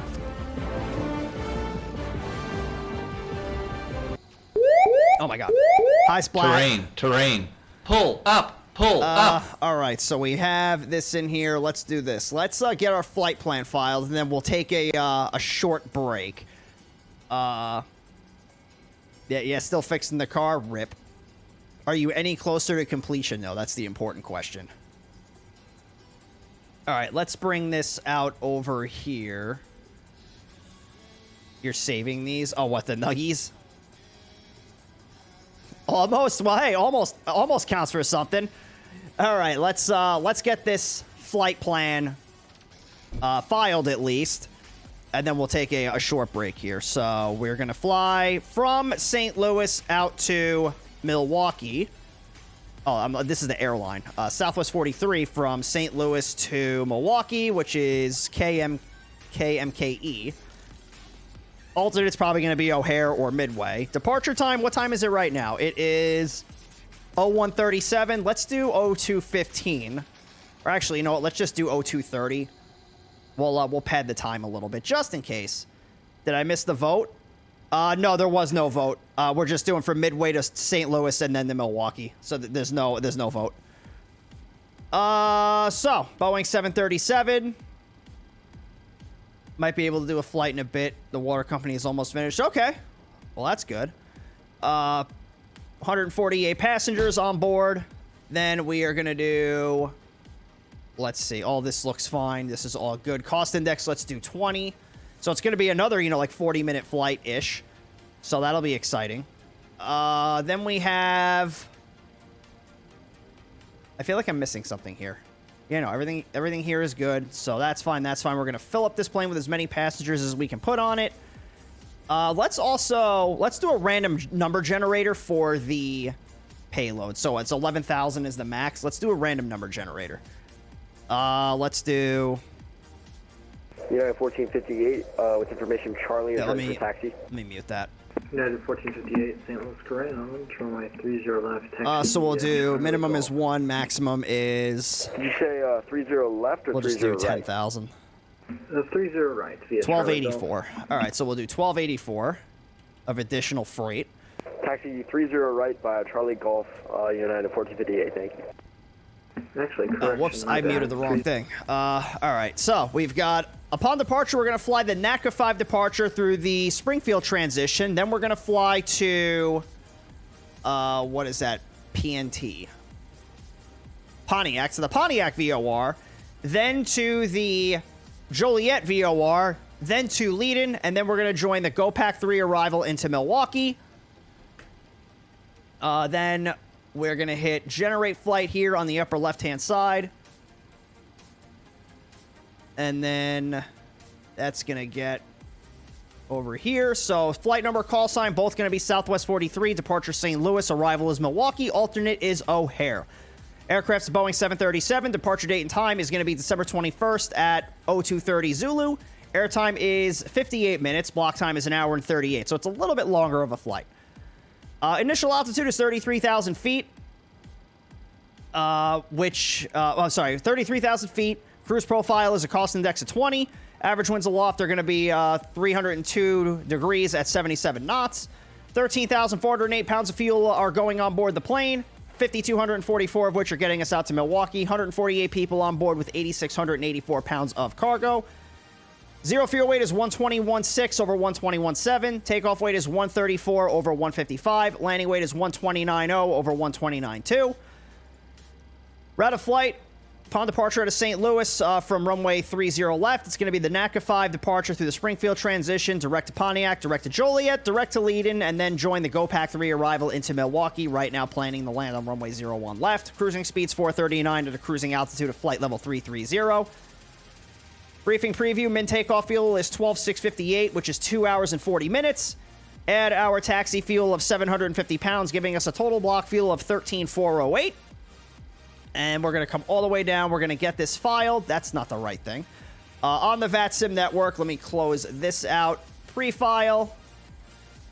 You're going to head out. All right, Azure, we'll see you next time. Appreciate you coming out, my friend. I'll give you a voice clearance. Instead of a boring PDC because I'm nice. Yeah, well, when we come back from this probably like 2-minute break we're going to do here in a second, we'll give you a call. Why not MZFW? Just random number generator. Why not? That's how I do the freights with pretty much all the flights that I do when I feel like doing, just adding some stuff to it. Call sign is Southwest 43. Flight rules are IFR. Aircraft's a Boeing 737, which is medium weight class category. Equipment and transponder codes look good. Departure St. Louis. Arrival Milwaukee. Alternate O'Hare. Off block is 0230 Zulu. Altitude is 33,000. Time en route's 58 minutes with a cruising speed of 439 and a fuel endurance of 2 hours and 40 minutes. Route looks good. NATCA 5, Springfield, Pontiac, Joliet, Leiden, Go Pack 3. And then all these other details here look good. Put our little VATSIM 101 plug in there because why not? Get that filed on the VATSIM network, and we are good to go. So, let's do this. We're going to take a quick 2-minute break. I'm just going to go refill my bottle of water so that way I can stay hydrated. So, if you guys want to do the same, if you want to get up, get something to eat, something to drink, use the restroom, whatever the case is, now is the time to do it. When we come back, we'll start getting the plane set up, and we'll fly her back north up to Milwaukee. So I will turn the avatar off so it doesn't have a panic attack when I stand up, and I will also turn the music up so you have something to listen to. So we will be right back.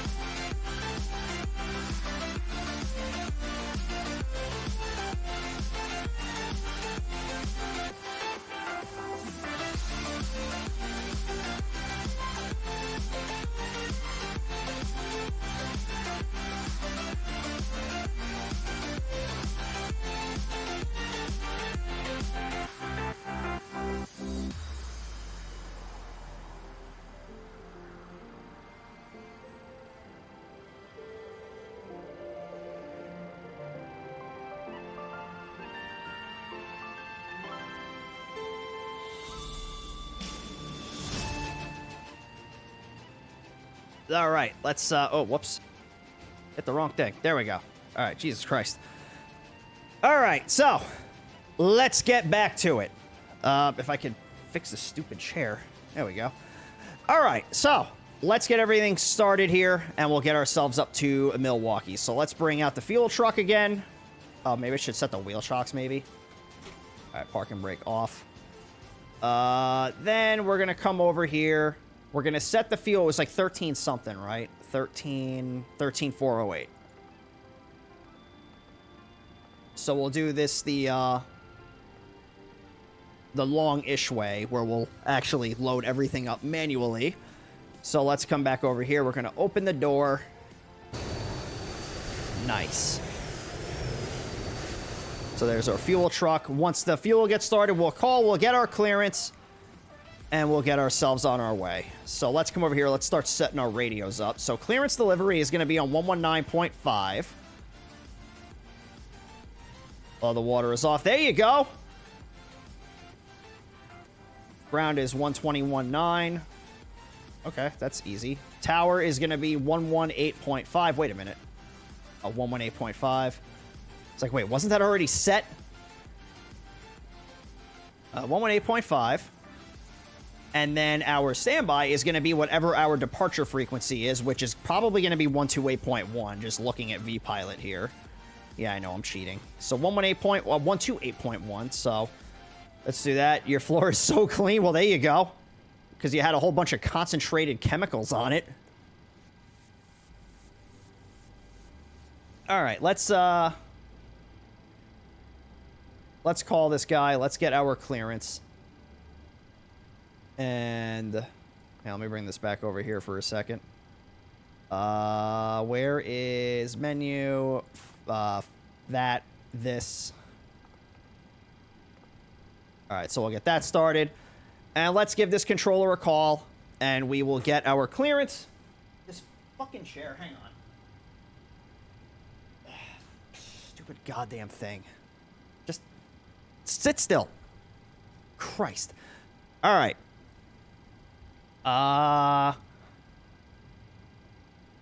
Yeah, clearance delivery. So that's 119.5. We're going to unmute the radio. I should be on 119.5. I am. So let's call and get a clearance. St. Louis delivery, Southwest 43, Gate Echo 30. I'll request an IFR clearance up to Milwaukee. Southwest 43, St. Louis clearance through to the Milwaukee Airport via the NATCA 5 departure, Springfield transition, Minnesota. Climb via SID, expect flight level 330, 1 minutes after departure. Departure is 128.1, squawk 6006. And we are clear to Milwaukee via the NATCA 5 departure. Springfield transition is 5. Climb via the SID. Expect 330, 10 minutes after departure. Frequencies 128.1 and squawk code 6006, Southwest 43. Southwest 43, you're right, correct. You can contact me for push. All right, contact you for push, Southwest 43. Thank you. All right, simple. So clear the NACA 5, Springfield transition, then as filed. So very, very nice. Good guy controller gives us the flight plan that we wanted. So let's come back over to the FMS. We'll start getting it set up. Well, actually, let's wait for the fuel to get done first.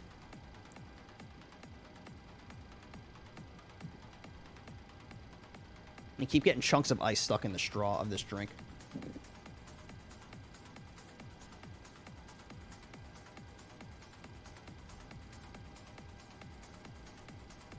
All right, so it's always good when the viewers are manning the scopes for us. Always a good time. Appreciate you, Green. But I can't sit here and judge them in chat because now they're watching. We can't talk smack about them. We talk smack about them, suddenly you're on a 30-hour ground delay.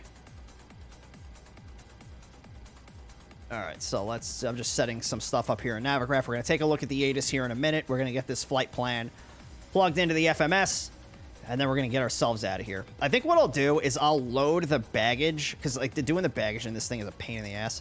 So let's do, we have 8684, so let's just do 5,000 up front.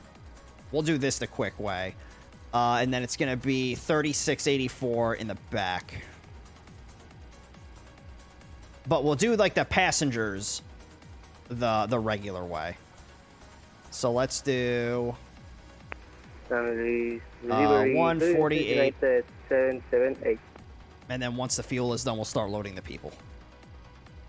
778, let's clearance, go ahead.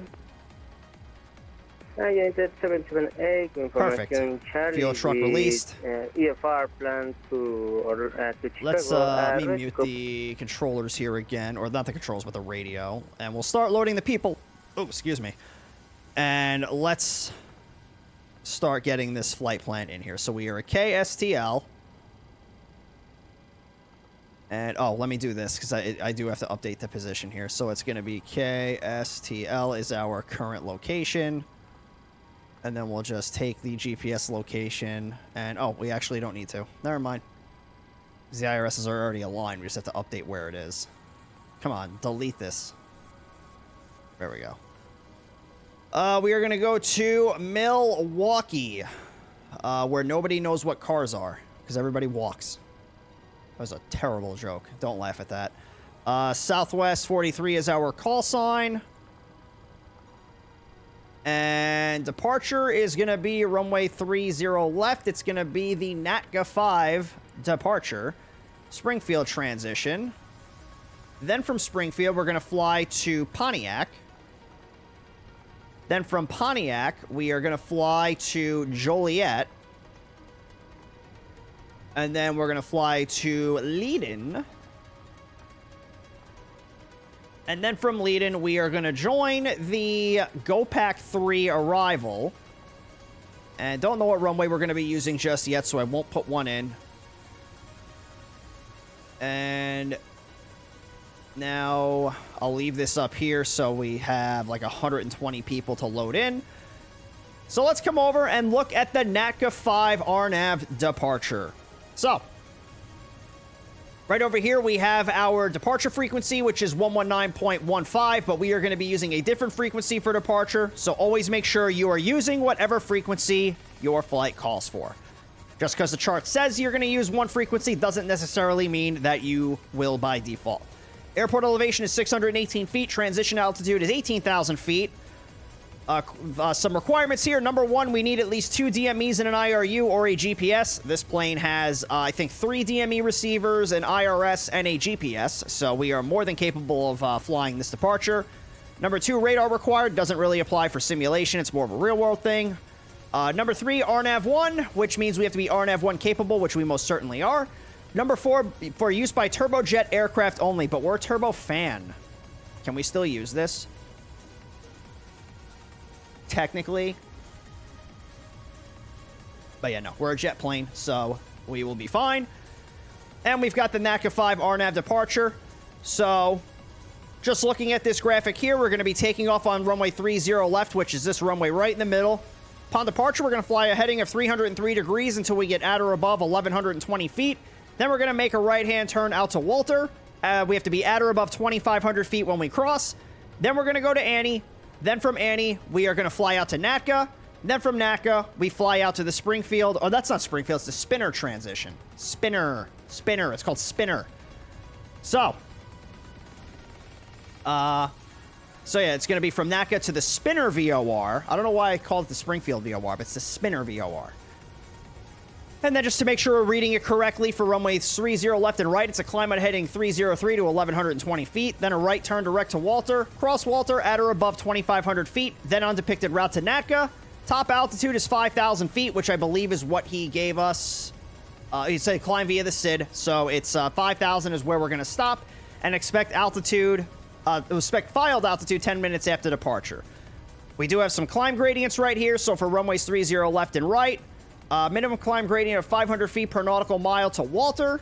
So we're going to be flying it somewhere between 200 and 250 knots by the time we get out to Walter. But basically, if we maintain at least 2,100 feet per minute on the climb, we're going to be okay, which this plane is going to climb a lot faster than that, especially on the initial departure, so we will be fine. So I'll leave this up on the screen for another minute or so in case anybody does have any questions. You can feel free, pop them on in the chat, and I'd be more than happy to answer those for you. So we're just going to wait for all the people to get loaded on. We'll do our takeoff performance, and we will get on out of here. I will start setting up the EFIS panel, though. So we're going to do 5,000 feet in the altitude window. Then we're going to set the heading thing. Okay, so the Honeycomb Bravo is not liking my frame rate right now. So 303 on the heading. What are the takeoff obstacle notes? Let's find out. C takeoff obstacle note. Oh, whoops. C takeoff obstacle notes. 10-3's 30B1. Let's see. 30B1. 10-30B1. Where is that? There we go. For runway, let's see, 30. There aren't any. Not for runway 30. Yeah, so for 30 left and right, we do not have any takeoff obstacles. So, a wall of text. Yeah, this is basically just telling you all the different obstacles that are going to be out near the runway. Yeah, so some of them it's a lot. So, like for runway 12 left, because it's the shorter one, there is a tree 1,330 feet from the departure end of the runway, 666 feet right of the center line. So 1,330 out, and then 666 to the right. And it sits at 654 feet above sea level. Then there's a tree 1,528 from the departure end of the runway, 709 feet right of the center line, so almost right next to it. And that's 669 feet above sea level. Trees beginning 1643 from the departure end of the runway, 616 right of center line, up to 685 feet. There's a lot of trees. Not a lot of trees. But by then, you're going to be well above 666 feet or, you know, whatever the case is anyway. So it's not really that big of a deal, but you do want to keep that in mind, especially if you're going to have a relatively slow climb rate. Can be a potential problem if you're particularly heavy, but in most cases, you're going to be fine.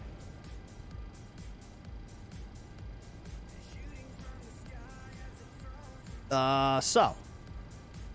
Are we done loading people up yet? Should be almost done. Yeah, we got about 40 more people left. Let me bid on my A-Cars flight here. I gotta set the parking brake because Southwest wants me to have the parking brake set. All right, bookings, timetables. Let's go St. Louis to Milwaukee. I set the parking brake, you dickface. What do you mean?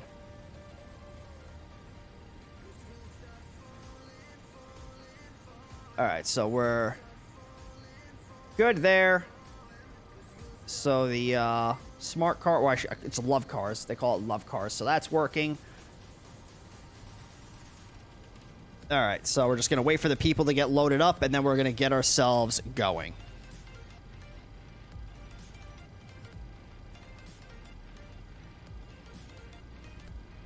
And then it's not going to be very long before we join the arrival going into Milwaukee. I do have the any build scenery for Milwaukee, so that's going to be exciting. I thought I had a scenery installed for this airport.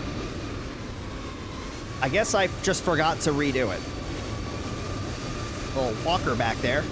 Walker Airways. Got a Southwest, it looks like, right there. Very nice.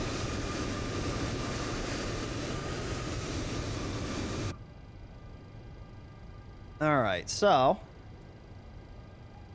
what do we got here? You should see how busy the airport is right now. What, here?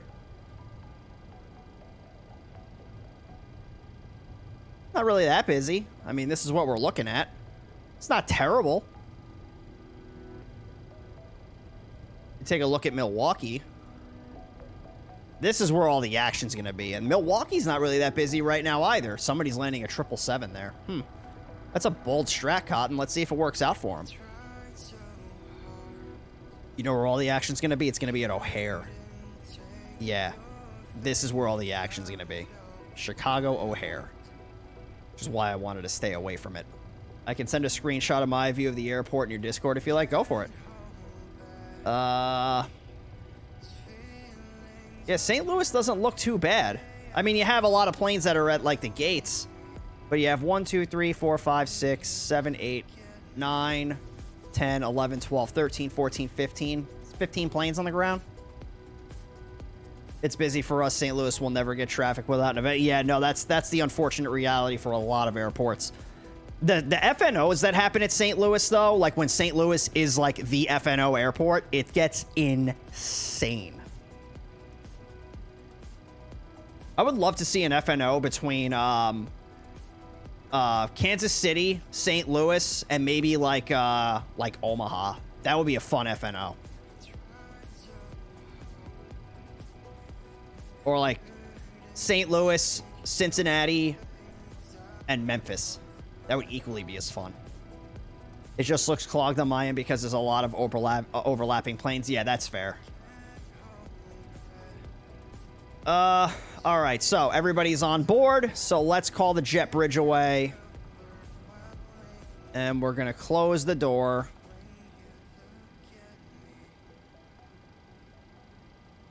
And let's get ourselves moving here. So we have this, that. Can I remove the chocks? Yeah, because I don't have the GPU set. Let's get the telco hooked up first.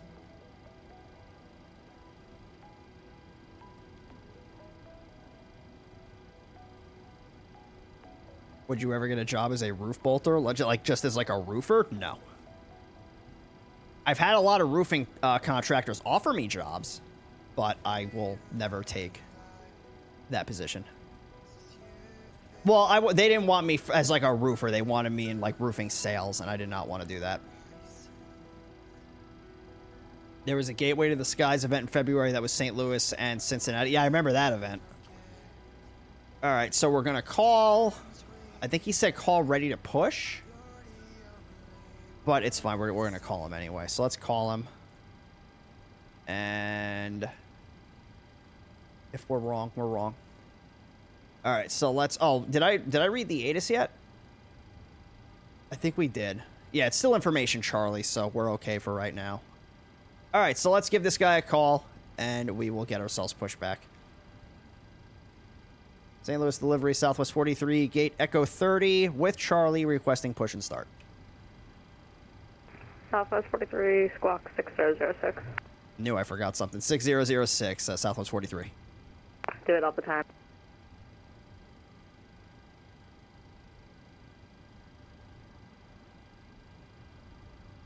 Roof bolter is a coal mine job you install. I am way too claustrophobic to be in a coal mine. Nope. Never. Never.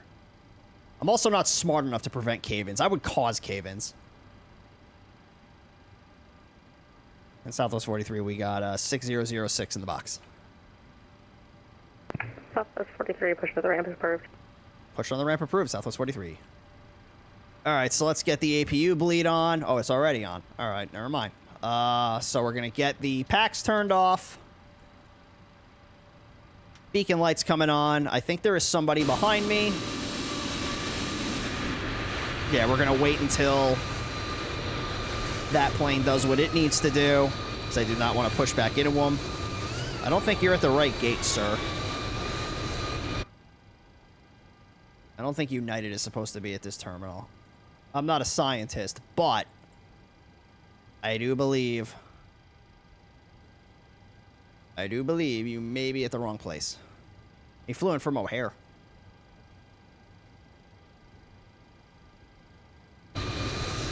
All right, so he's not coming near us.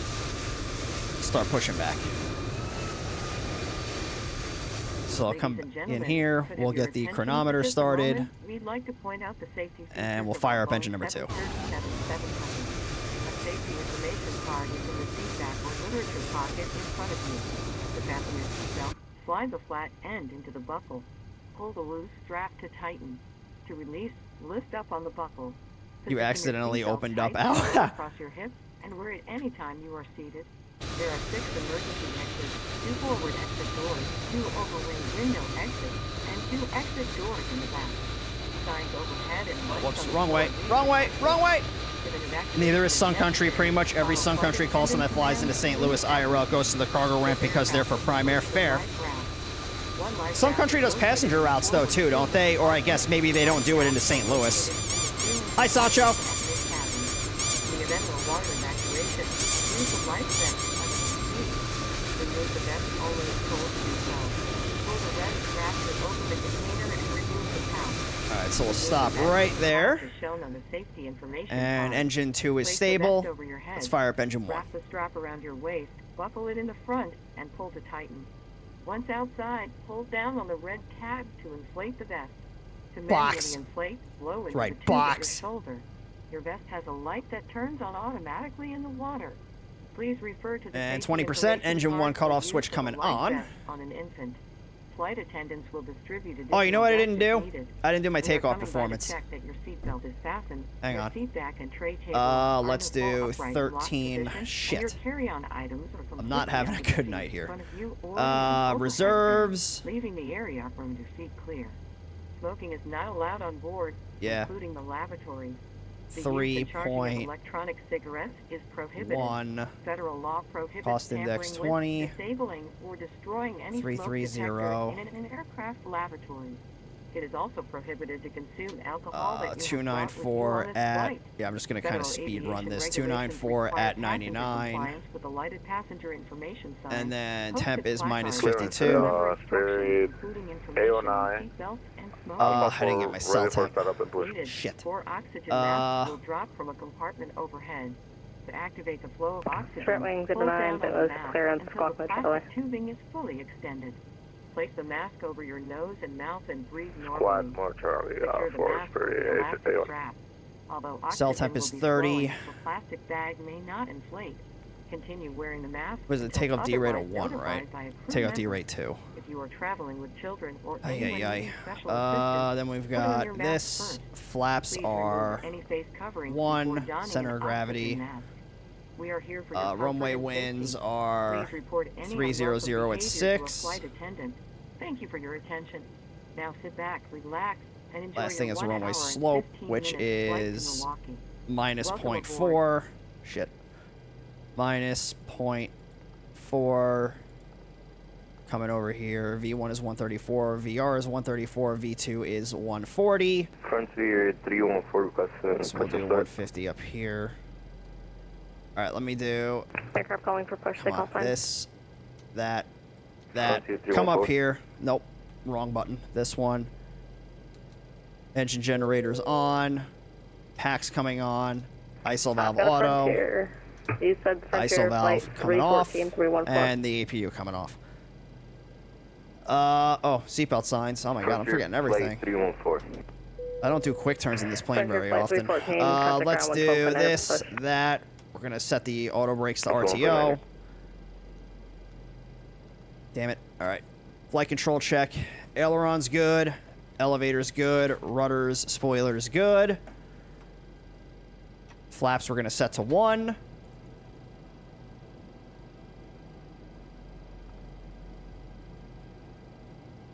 And the dome light's gonna come off. Taxi light's gonna come on.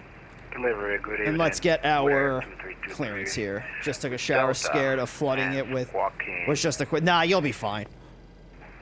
6010. Something's got to break for it to flood. So. What air And the nice thing is that you're in the 23, shower. If you flood something, you're gonna know about it really quick. Like if something breaks. Okay, so let's give. Question, push and start with you or ground? Let's give this guy a call. Oh, I didn't set my departure frequency contact in ground yet. 112.9 No, yes, I for did. push. Ground, Yes, I going to did. ground. Thank you. Good evening. And delivery, Southwest 43 is ready to taxi. Southwest 43, contact ground 112.9 or short of Charlie. 121.9 or short of Charlie, Southwest 43, so long. All right, parking brakes off. And we're gonna start moving here. Why does the tug only back away when I start moving? It's weird. Flooding things and burning things is fun when it's intentional. When it's accidental, that's when it becomes a problem. All right, so we are going to taxi up short of Charlie. And Charlie is going to be right up here. So we're just going to taxi up to spot number 4, and that's where we're going to call to get our taxi clearance.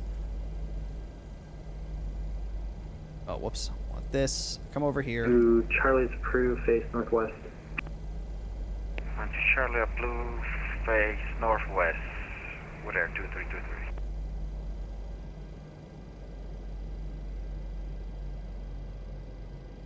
St. Louis ground, Southwest 43. Spot looks like 4, ready for taxi. Southwest 43, St. Louis ground, advising you have information Delta on board. Southwest 43, we do have Delta. Southwest 43, runway 30 left. Follow the 73 off your left wing, going out to Charlie, Golf. Okay, runway 30 left. We're going to follow the 737 coming off our left here, and then Charlie Golf, Southwest 43.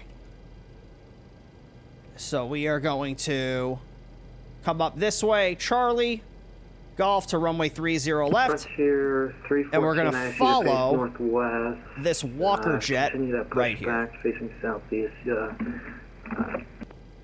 From the controller since when was information Delta? I guess it just came current, because before I called you for pushback is when I checked it again, so it must have just happened. All right, let's follow this guy.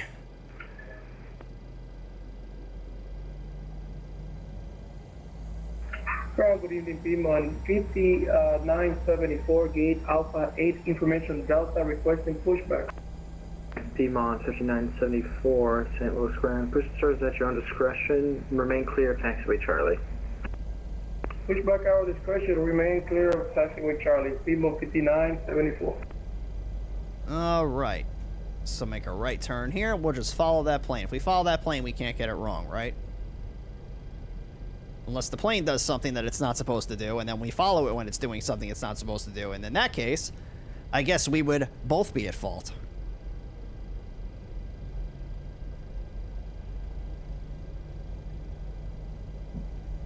I get a notification every time the ATIS updates. How did I not notice? It happens. You got a lot of stuff that you're doing. 380, contact St. Louis Tower 118.5. Have a good flight. 18.5, Walker 3, we'll see you. Have a good night.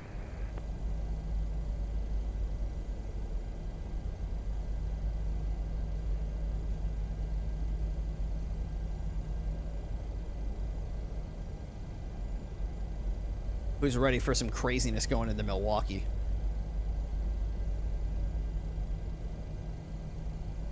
All right, so let's get some pre-takeoff checks done here. So we're going to go burners on. We'll get the turn-off lights on. We can get the wing lights turned on. Why not? Flight 314, ready to taxi. Frontier Flight 314. Well, we'll leave the landing lights off for right now.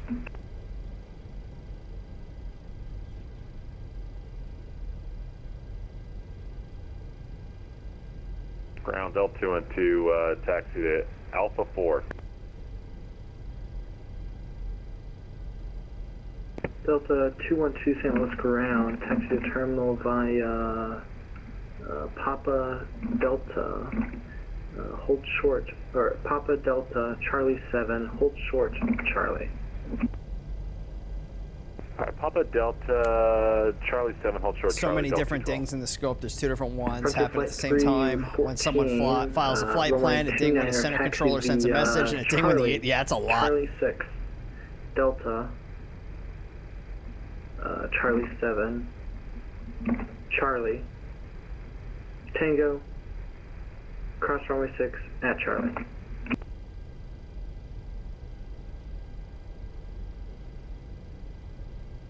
Charlie 36, Delta, Charlie 7, Charlie, Tango, and cross runway 6 at Charlie. Frontier Flight 314. And Southwest 43, contact Tower 118.5. 118.5, Southwest 43. And ground, that's pretty. Tower Southwest 43, short 30 left take off, ready for departure.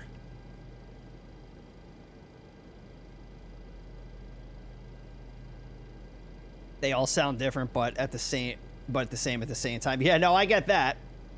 And Southwest 43, St. Louis Tower, good evening, runway 30 left, line up and wait. 30 left, line up and wait, Southwest 43. All right, so landing lights on.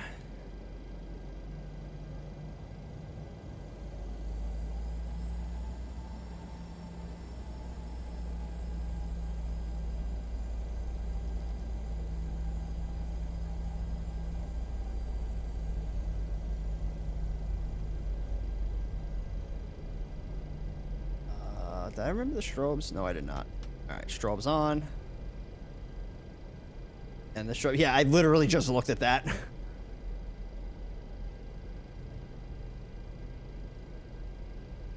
Well, off center line a little bit.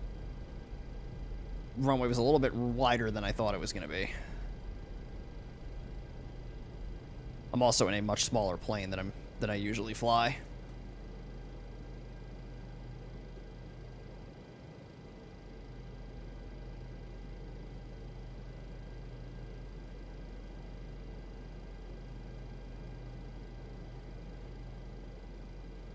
Didn't forget anything else, did I?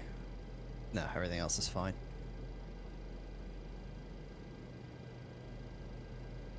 All right, eventually we'll get a takeoff clearance here, and then we'll be on our way.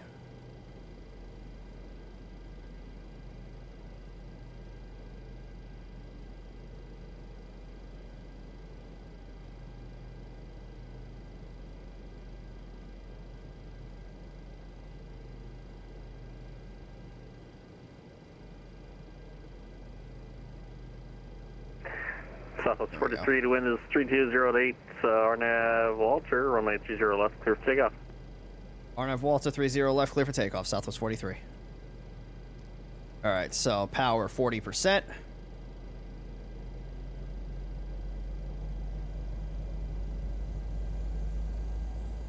All right, and Toga.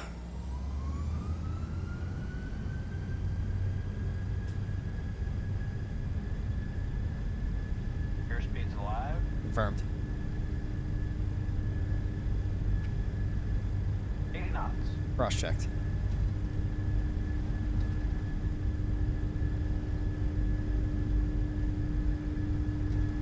B1. Committed. Rotate. B2. A little aggressive. Positive rate of climb. Gear.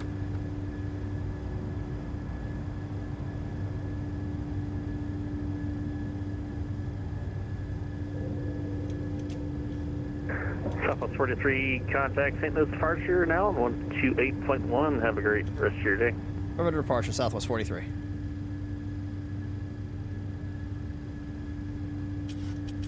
St. Louis departure, Southwest 43, 1900 RNAV Walter. Southwest 43, St. Louis departure at contact. Climb and maintain 1 to 5,000. I maintain 15,000, Southwest 43. Walker 386 for the help. Right turn direct NACA. Right turn direct flaps up. NACA, Walker 30. A little bit of a smoother departure than the one coming out of Midway, huh? So that's the first leg. This is the second.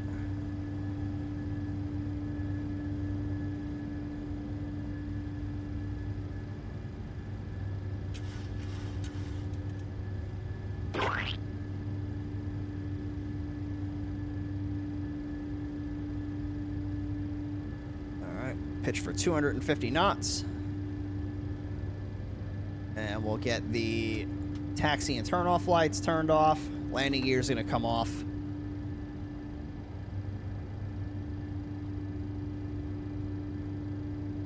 And we'll hand fly this up to 10,000. You can contact Kansas City Center now on 120.82, 2082. We'll see ya.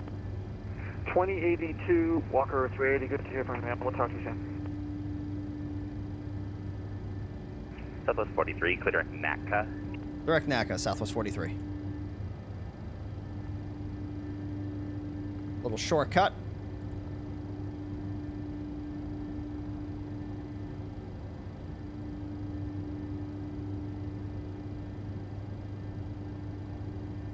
Get the auto brake turned off too. All right.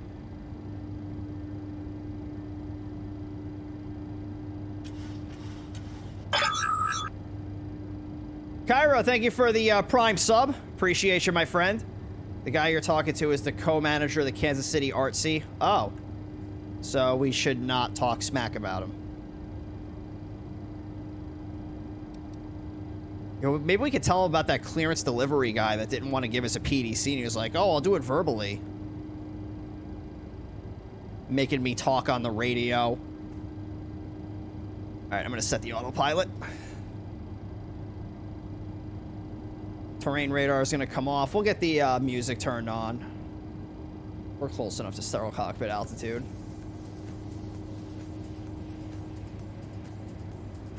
And passing 10,000. Let's get the landing lights turned off. And the burners are going to come off. We're going to turn the wing lights off. If that was the wing light. Yep, that was. Sometimes I hit the anti-collision light instead by mistake. Ladies and gentlemen, use of all portable electronic devices is now permitted in airplane mode with cellular functions turned off. All right. In a few moments, we will be coming through to take your drink orders. We will be serving complimentary soft drinks, juice, and coffee. Beer, wine, Coffee? and liquor are It's available 9:30 at night. or with a valid drink coupon.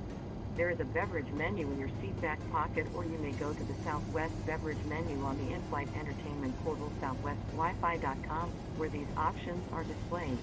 Please be mindful of the flight attendant serving you in the aisle and remain seated while the fasten seatbelt sign is on.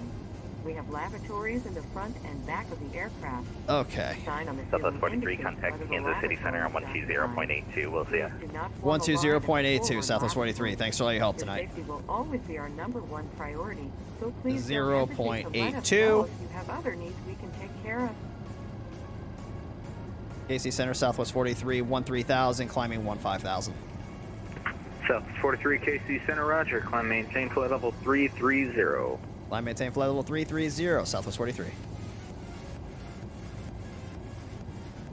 All the way up to our cruising altitude. That's 825, not 82. It's the way the frequencies are set up. So it's still, because there is no like 820. So if I bring it down over here, like if I go, City Center, good evening, United 773. so if I come back here and I just do 82, if I go from 83, if I try to go to 82, it goes to 815. So it goes 815, 825, and then 83. It's just the way that the frequency bands are set up. So they don't tell you the 5 at the end of it because the radio is going to default it to that 5. So that's why they do it. So they don't tell you the full thing. Is that an add-on, an announcement, or a base game? It's part of the Southwest ACARS. Down to 340, doesn't matter now.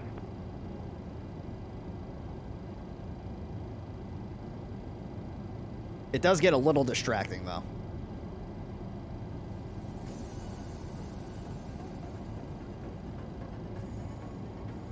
All right, and then as we start getting closer to Milwaukee, we'll brief the arrival. This arrival is not very difficult. Once we're able to, we will get the ATIS, so that way we know exactly what we're going to be doing. Right now, our estimated time is 0306, so that is about... There's no way it's going to be a half hour. There's no way. Maybe it will be. I don't know. Because it said it was going to be like a 58-minute flight, right? Airtime is 58 minutes. Yeah, we've been in the air for 6 minutes. You're telling me it's going to take us a half hour to get there? Well, I guess that's 40. Yeah, so... we'll see. Southwest 2457, KC Center, roger. Because usually the airtime in SimBrief is pretty accurate, but we'll see. But then again, we also don't have the full arrival plugged in, so that could be part of it too. But we'll see. But then again, the arrival's only one direction, yeah, so it's not going to matter. But, you know, we'll figure it out as we get closer. And we'll get the ATIS, and then we will figure out what runway we're going to land. Something tells me they're probably going to be landing runway 1 left. Well, it'd be either 1 left or 7 right. 2457, climb and maintain flight level 400. We'll see. Climb and maintain flight level 400, Southwest 2457. Oh, I turned the wing light off. That's right, I did. So again, if anybody does have any questions, pop them on in the chat. I know the departure coming out of St. Louis was a little fast. United 3360, contact Memphis Center 132.55. And for those of you that might be new here, how we usually do things is through a series we call VATSIM 101, which is where I take you through a flight, break things down as they happen, and answer any questions that you have along the way. Friday night streams, it's a little bit different. I'm still here to answer any questions that you have, but because of how chaotic these Friday night ops can get, it's less of me breaking things down and more of me just showing you what VATSIM looks like in some of these bigger events. But if there are any questions, pop them on in. I'd be more than happy to answer those for you. It's a little slow right now, but getting into the Chicago airspace area and then down to Milwaukee, it is going to get pretty chaotic pretty quick.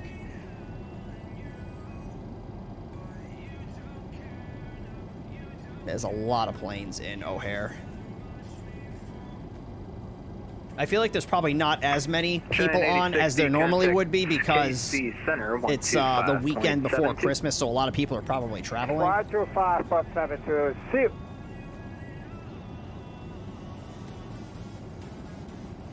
But it's still a nice event that they got going here.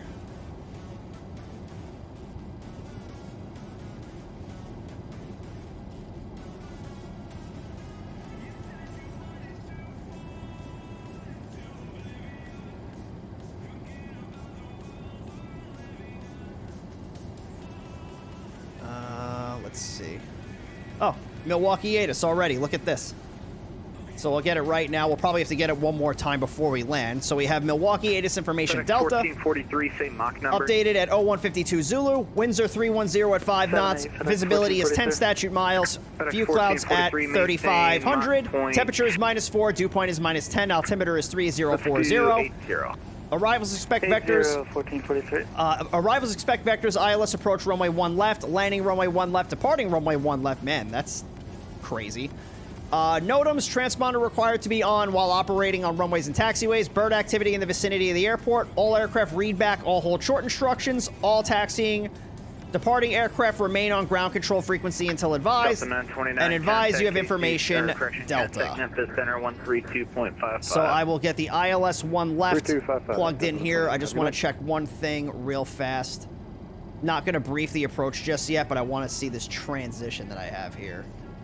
So it's at the Badger VOR. Yeah, we're not going to fly that transition. But what I'm going to do, I'm going to leave this ATIS up here on the screen. Just in case anybody does have any questions, you can feel free to pop them on in. I'd be more than happy to answer any questions that you may have.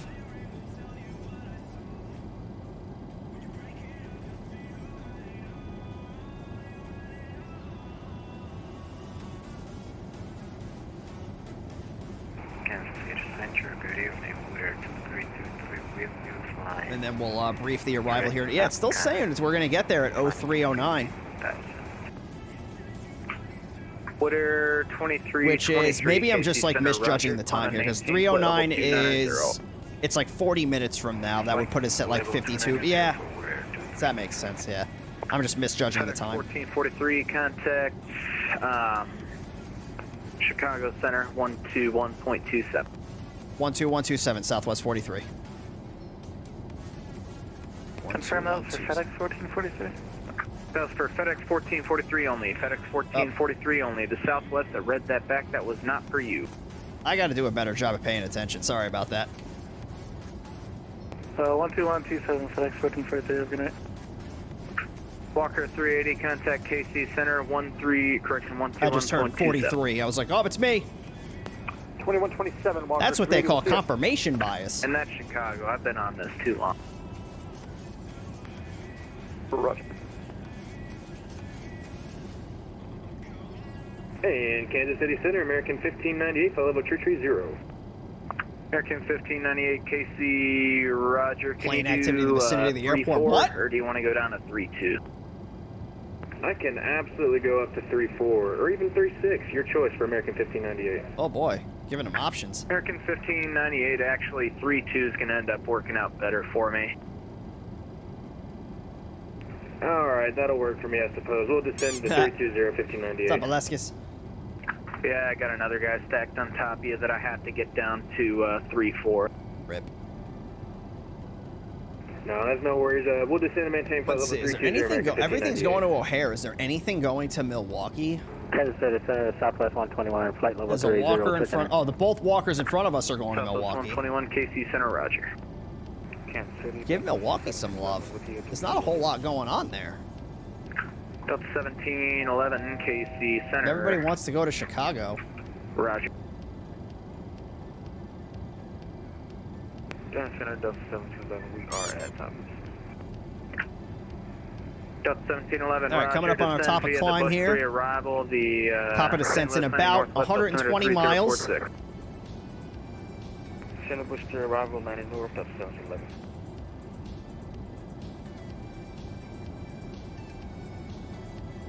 I maybe just took off a Cirrus prop at Heathrow, non-VATSIM. It's all good. 1330, I have a small change to your route. Let me know when you're ready. Rip. FedEx 1530 Heavy is ready to copy. 1330, one able direct to Hull, Whiskey Hotel Oscar Lima Lima. Join the barbecue 3 arrival. Gonna get off, going to sleep, have a nice time. All right, man. Well, I appreciate you coming out, and we'll see you next time, my friend.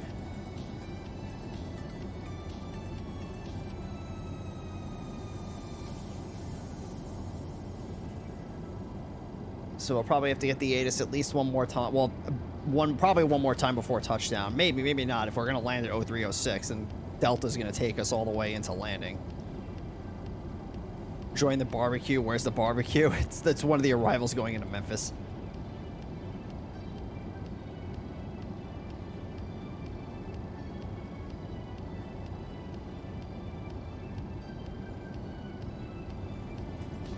All right, Southwest 43, now it's your turn. Contact Chicago 121.27. 12127, Southwest 43. Thanks for all your help tonight.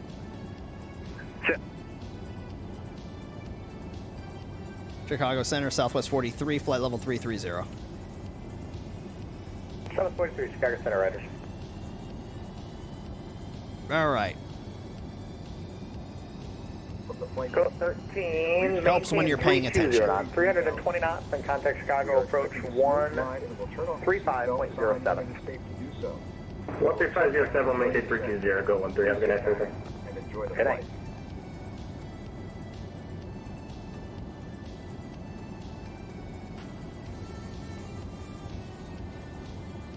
So let's take a look at this arrival that we're going to be flying here. So, we are going to be joining the GoPack 3 arrival at Leiden. So, just want to make sure we're looking at the right chart. So we have KMKE, which is General Mitchell International Airport in Milwaukee, Wisconsin. And it's the GoPack 3 RNAV arrival. And it looks like it's going to be for all runways.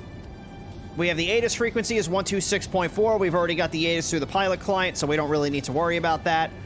Altimeter is going to be set to inches of mercury. Transition flight level is flight level 180. Plane has to be RNAV1 capable, which the 737 is, and need either 2 DMEs and an IRU or a GPS on board. We do have a GPS, so we are going to be compliant with this. Number 1, radar required. Number 2, also serves these different airports right here. So there's quite a few airports that this one arrival will get you into, so that's a good thing. We're going to transition over here at Leiden, and then from Leiden, we're going to fly to Mumper, then to Dedi, or Deti, Dedi, I have no idea. Then we're going to go to Mauser, then we go to Trudeau, slow down to 250 knots, then to Narf, then to GoPack, then to Tail, and then from Tail, we're going to maintain our present track and expect radar vectors for the ILS runway 01 left approach. So, not a whole lot of restrictions on here except for the 250 knot restriction at Trudeau. So again, Leiden, Mumper, Dedi, Mauser, Trudeau, Narf, GoPack, and then Tail. So pretty simple arrival for us to follow. But if anybody does have any questions, I'll leave this up on the screen for another minute or so. Feel free to pop them on in the chat. We'll also get the landing rate prediction open again. Do you want to sort of Kid City? So we'll let this run for 30 minutes because we're about 30 minutes out from touchdown. So make sure you get your predictions in, everybody. You got 30 minutes. What runway can we expect in O'Hare? I'll be assigned by approach once you're a little closer. Alright, copy that.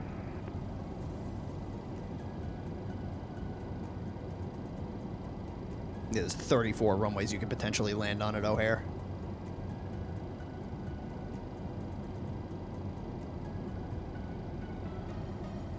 Chicago Center Southwest 252, request descent. Southwest 252, descend and maintain flight level 290. 290.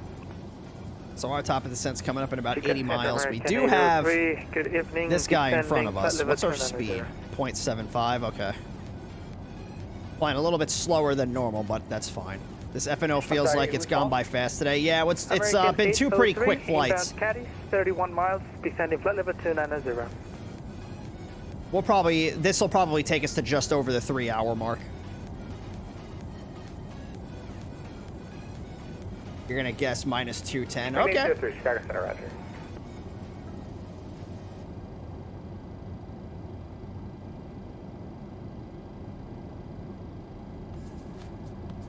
Yeah, this might be on a little bit of the shorter end of the FNO streams that we've done. But it's all good, because usually it's about 4 hours. This one will take us, if we land in, say, 30, 45 minutes, that'll take us to like 3 hours and 15 minutes. I'm really trying to keep them, like, the streams under 4 hours. Or, like, just, like, the max I want to do is 4 hours on, like, a regular stream.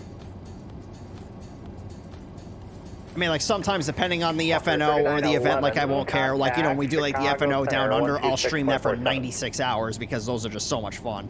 12647, or Walker 3911. Good night, happy holidays.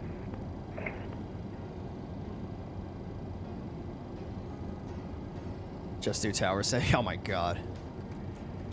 Southwest 252, contact Kansas City Center 120.82. Good night. 2082, thank you, see ya. I guess minus 211 on the first leg. This time it's minus 188. What were we at? 255 on the first flight? Let's see if we can start getting our radios set up for approach, and well, I can at least get the tower controller in here. So tower is 124575. So let's do 124575. FedEx 1443, And then ground is 126.87, 121.8. 12687, FedEx 1443. Chicago Center. So that way that's set up. Flight level 330 at Cashin. Got 173, Chicago Center, Roger.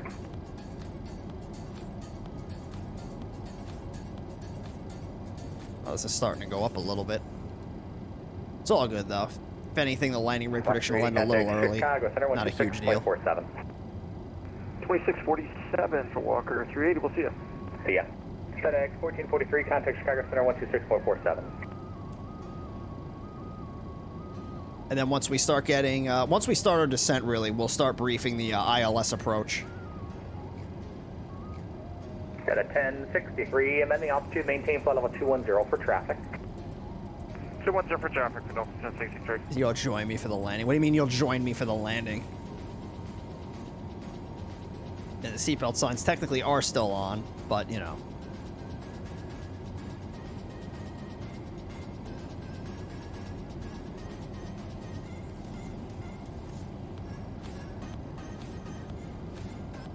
American 802, request descent. No. Center, good day, Wood Air 263 with flight level 290.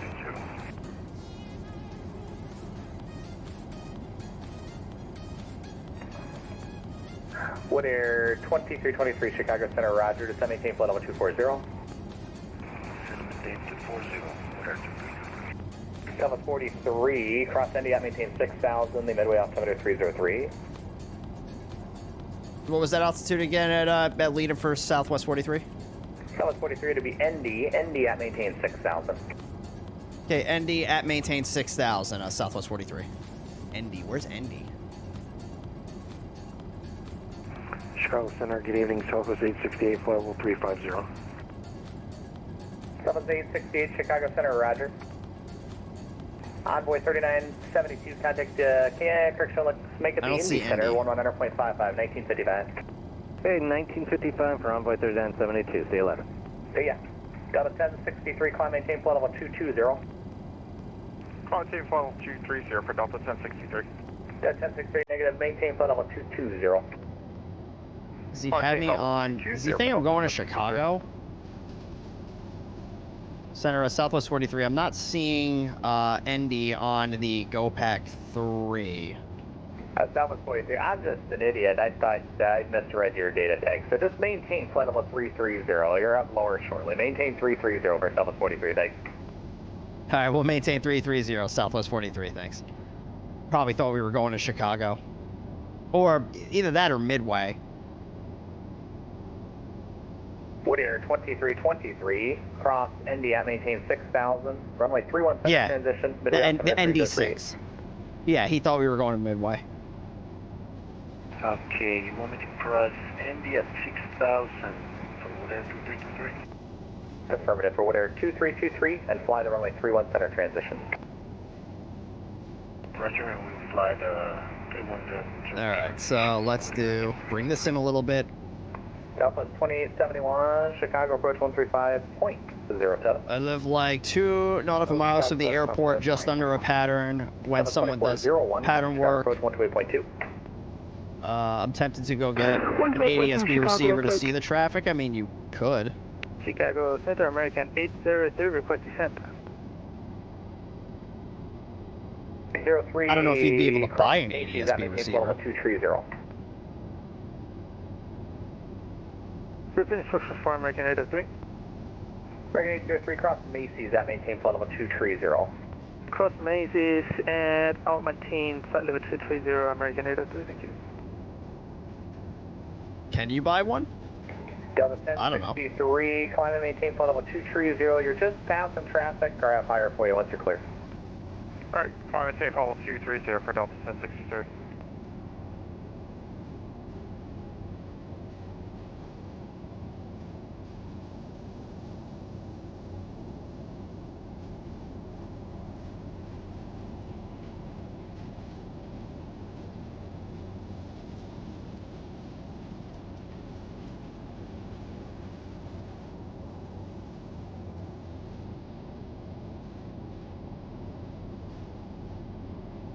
173 cross, turtle at maintain 1. Anyone can buy one. Where do you think SkyVector gets their data from? Well, I mean, like, SkyVector, well, Turtle at 1,000. SkyVector gets their data.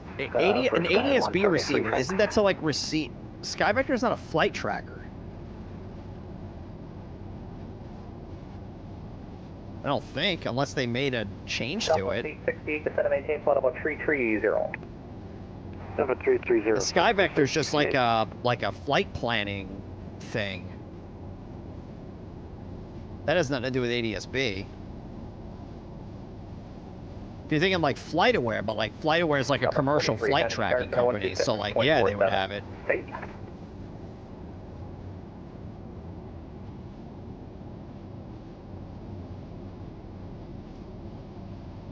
Southwest 43, contact Chicago Center 126.87. See ya. 126.87, Southwest 43. Make it 12647, 2647. 2647, Southwest 43. Alright, one of these days I'll read back our radio frequency, right? 63 trap. FedEx 1443, reduce to Mach 0.75 before you go down if unable advise, and turn right heading 045. Heading 045 and Mach 75, FedEx 1443.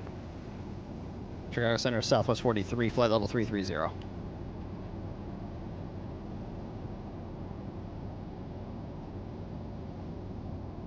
FlightAware. 43, Chicago Center, hello, cross leading at maintain flight level 240.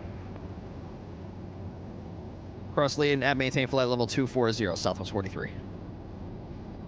Alright, so flight level 240. Yeah, FlightAware filters down like contact Chicago Center certain like flight numbers or tail numbers. Because like, yeah, people pay to have that.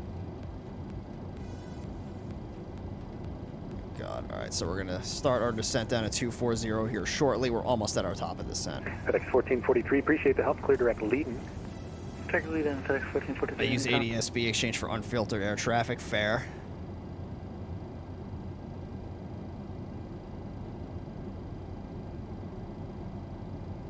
American 532, cross river at a maintain flight level 200. Alright, here we go. Starting our descent. Get the burners turned on. United 325, crossfire at a maintain 9,000, 250 knots, O'Hare altimeter 3038. Crossfire at 9,000, 250 on the speed for United 325. FedEx 1443, sorry, I got one more turn for you, right to 090 just for a second here. Right 090, FedEx 1443. Yeah, this guy's on top of it tonight. FedEx 1443, traffic at your 11 o'clock and 4 miles northbound. It's not like I can't look at internet traffic. It would just be cool to not have a 30-ish second delay for local stuff. Yeah, no, I get that. I just didn't know if you could actually buy one of those things.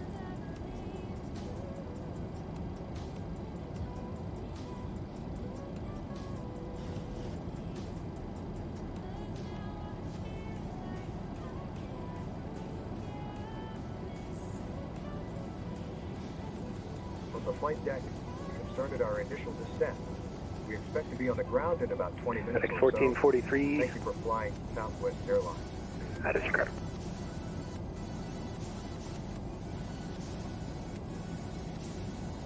FlightAware stick with an antenna and cable is like 130 bucks.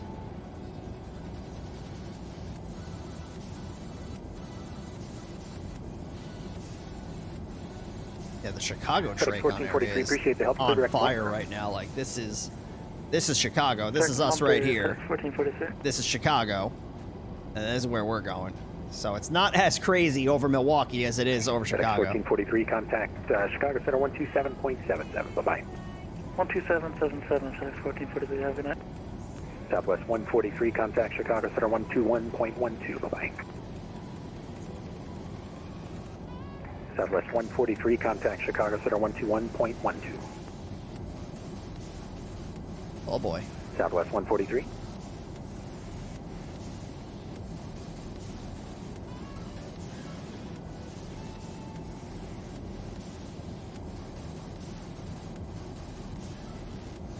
It's not us. Oh, there is an actual Southwest 143 that's out there. I know for a fact it's not us. All right, let's take a look at this approach. Second of the 951 contact. So, we have KMKE, General Mitchell International Airport in Milwaukee, Wisconsin, ILS localizer, runway 1 left. So we have all of our ATC frequencies set in that we know that we're going to be using, at least for right now. Localizer is going to be on 110.3, so I'm going to get those set into the... Southwest 143, Chicago. 0.3. Southwest 43, contact Chicago Center 127.77, bye-bye. 12777, Southwest 43. Southwest Airlines 143, Chicago Center. Southwest 143, go ahead. There you are, I've been calling you. Southwest 143, contact Chicago Center 121. Flight 7 arrival, 300 knots, Spirit 224.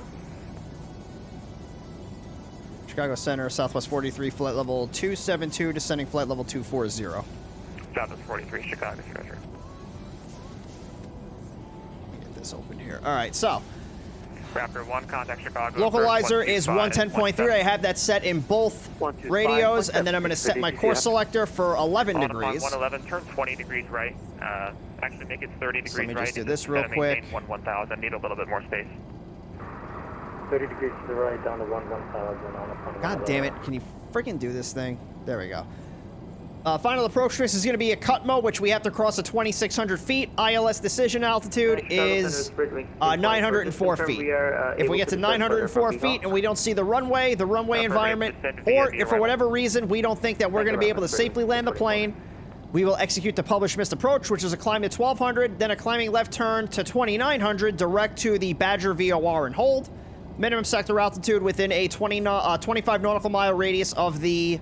or 25 nautical mile diameter, I should say, of the, no, is it radius? Within 25 nautical miles of the VOR, that's what I mean. Is 2,900 feet. Altimeter is set to inches of mercury. Transition level is flight level 180. Transition altitude is 18,000. What's your airspeed? So we're going to get vectored in for the approach. We're going to at some point get vectored for the localizer. Final approach fix here is Cutmo. From there, we will begin our final descent down towards the runway. So again, crossing Cutmo at 2,600 feet. We're going to be looking for an ALSAF-2 approach lighting system with a PAPI on the right-hand side. Missed approach is a climb to 1,200, climbing left turn to 2,900, direct to the Badger VOR.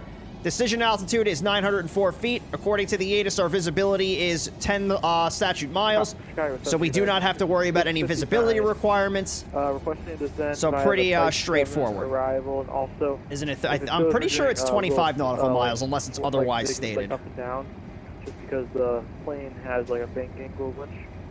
I'm just trying to fix it. Nothing works though. So if anybody does have any questions, feel free, pop them on in the chat. 250. Maintain flight level 250, United 659. United 2668, cross B-Hawk at a maintain flight level 240.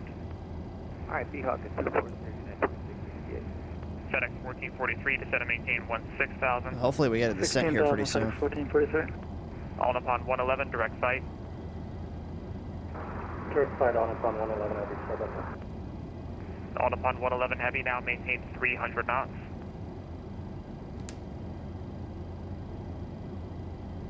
On upon 111, 300 knots. On upon 300 knots, on upon 111. Turkish 67, flight heading 040, quick vector for spacing, just descend and maintain 1000. 040, 1000, Turkish 67. Walker 3957, flight heading 040, descend to 1000. Gonna start getting pretty crazy here. Heading 040 and 1000, thank you, Omnipon, Walker 3957. They told me to go back to the frequency that I came from, American 3802. What? What? So Walker 380, cross bumper at 12,000. Bumper at 12,000 for Walker 30. Affirmative, Southwest 43, descend and maintain 16,000. Rockford altimeter is 3044. Descend and maintain 16,000, Southwest 43. On upon 111, right. Chicago approach 125.7. 125.7. So you said 3040, so let's get that set in the standby here. This is American 3802. They told us to come back to our frequency where we came from. American 3802, you should be on 125.7. 125.7 American. Turkish 67, clear direct motor. Right turn direct motor, please. Right turn, direct motor, 36.7. Walker 3977, right turn direct motor. Direct motor, Walker 3957. God, this thing squeaks like crazy. I gotta get a new boom arm. Alright, so let's start doing our performance here, just so I don't forget. So we're gonna do one left. Hell is it? Come on. One left. And Chicago Walker 3, do you want us down to 1-2000? And one left, there we go. Landing weight in excess of structural limit. Oh, because we haven't burned off enough fuel yet. I'll do 129, 100, since that's what our landing weight is set to be. Walker 380, just to maintain 1-2000, down to 12, please. No. Down to 12, Walker 3. Walker 3911, contact Milwaukee, approach 118.0. 129, 100, that's what it's supposed to be. Walker 3911. Chicago Center, Pro Flight 107. Alright, so VREF 139, again. Pro Flight 107, Chicago, it's Roger. I didn't know you had a blowhorn. What? Chicago Center, Delta 1404 is fine. Pro Flight 1. Alright, cool. So we're going to set this to 2. Sorry, someone else was talking to me. Delta 1404, Chicago, it's Roger. Turkish 67, contact Chicago, approach 125.7. 1257, Turkish 67. Walker 3957, Chicago, approach 125.7. 257, Walker 3957. Yeah, we got here a little bit fast. Well, I mean, we still have a little bit until we land, yeah, but I feel like we're going to land in under on, 20 minutes. Let's see, 125.27. I said boom arm, not blowhorn. I said boom arm. 3109, I apologize. Take that jet 145, are you here?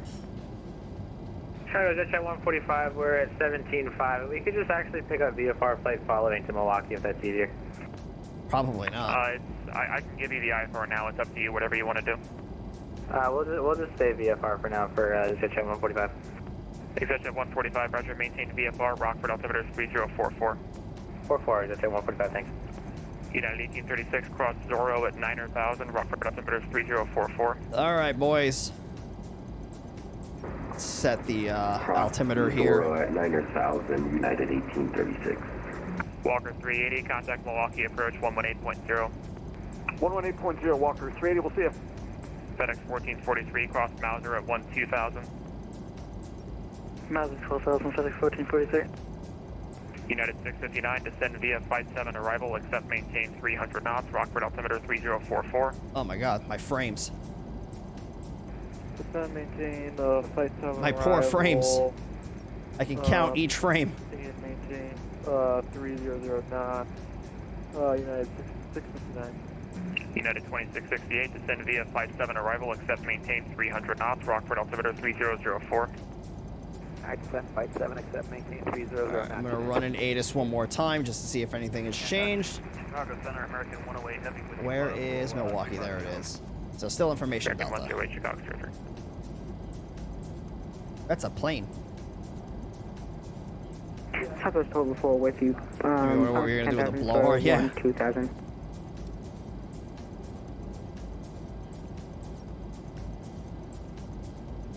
I can understand why. Southwest 1204 with you, approaching 2000. Southwest 1204, you're on the wrong frequency, 121.27. 121.27, sorry, I got mixed up. Southwest 43, cross Mauser at 12,000. Cross Mauser 12,000, Southwest 43. Alright, so 12,000 right here. 1524, contact Chicago, approach. And we'll go back to VNAV. 125, 1524. Are you going to start descending? I'm going to take that as a no. Pro Flight 107, cross Ugly at flight level 240. Right, Ugly at 240, Pro Flight 107. Delta 1404, cross Ugly at flight level 240. Alright, fucking open descent. Like, I'm not doing this with you tonight. Stupid goddamn plane. FedEx 1443, contact Milwaukee, approach 118.0.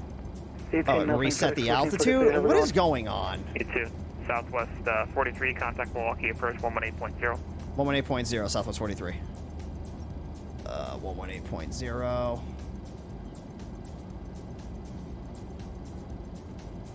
Chicago Center, good evening, Southwest State 68, flight level 260, descending 240. Southwest 868, Chicago, Roger. Okay, approach, expect vector to the ILS, runway 1 left, descend and maintain 4,000, Milwaukee, altimeter 3040. Alright, I'm going to turn the music off here. Copy altimeter, we got French Delta, FedEx 1443, and descend maintain 4,000. Milwaukee approach, Southwest 43 to 15,000, descending 12,000. Southwest 43, Milwaukee approach, expect vectors to the ILS, runway 1 left approach, Milwaukee altimeter 3040. Expect vectors ILS 01, Southwest 43. Thank you. FedEx 2329, you can contact Chicago Center 126.875. 126.875, see you. Alright. These things are going to start getting kind of chaotic here. 3911, disregard. Yeah, we got the full boards out. We're trying to keep another 250. Yeah, Chicago didn't do me any good favors with all you guys. Rip. Alright, so let's do this. So it's going to be 139 knots is our approach speed. Then we'll just keep this in an open descent. I don't know why it set the altitude to 16,000 feet.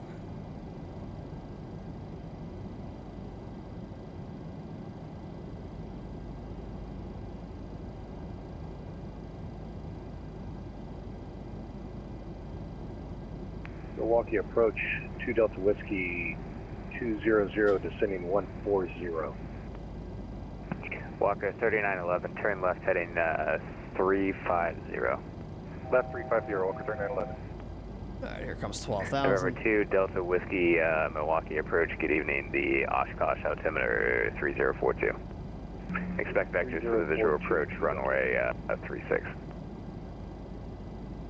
Okay. Sorry, is that 3036? So... Yeah, the Oshkosh altimeter 3042, and expect vectors for the visual runway 36. That would have been a fun airport to fly to, Oshkosh. Okay, 3042, and we'll expect vectors for 36, 2 Delta Whiskey. Power Club 1496, you can go over to tower now at 124.575. Thanks. Alright, we'll go over to tower 24.57, Power Club 1496. You said that very aggressively. And then Walker 380, 10 miles. Does Oshkosh do... Sorry, does VATSIM do an Oshkosh? But they do. 600 until established. They do for the week of the Oshkosh event. 040, 2,600 until established, cleared out. That's one of those approach Walker 30.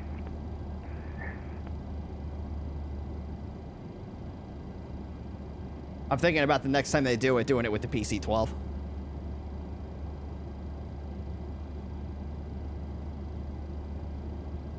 FedEx 1443, turn right, heading 110, vectors for the approach. Right, 110. So I think that FedEx is the plane in front of us. Southwest 43, turn right, heading 100, vectors for the approach, descend and maintain 4,000. 100 vectors for the approach, down to 4,000, Southwest 43. And FedEx 1443, if I didn't already descend you, you can maintain 4,000. 4,000, FedEx 1443. Alright. Walker 380, maintain 210 knots or greater until cutter available. 210 or greater until cutter, we can do that, Walker 30. Walker 3911, maintain 170 knots or less. 170 or less, Walker 3911. Milwaukee, good evening. That's at 145, descending out of 146 to 9,000 with Delta. Rip. There's 2 of you at once, but stand by. Walker 3911, traffic is at your 10 o'clock, 8 miles, joining the runway 1 left, localizer at Boeing 737. Both the same. Yeah, it happens. Walker 3911, cleared visual approach, runway 1 Still got a couple of minutes left in the landing rate, guys, so make sure you get your predictions in. Don't miss out on the nugs. Alright, so I had ExecJet 145, Milwaukee approach, expect vectors for the ILS, runway 1 left, Milwaukee altimeter 3040. You can actually turn right now, heading 110. Alright, right turn heading 110, ExecJet 145. The other traffic calling Milwaukee. All right, let's get the United 1836 at landing lights on. 9,000. We're gonna get the wing lights on. United 1836, Milwaukee approach. Was that Welcome the aboard. wing light? Expect to the ILS runway 1 left approach. Milwaukee altimeter is 3040. Expect vectors ILS runway 1 left approach. United 1836. Less than 100 and greater than 300, no votes. Oh boy, people are putting their faith into me tonight. November 2, Delta Whiskey, descend and maintain 3000. Turn left heading 340. 340 down to 3,000, 2 Delta Whiskey. Walker 380, you can contact Milwaukee Tower 124.575. Over Tower, Walker 380.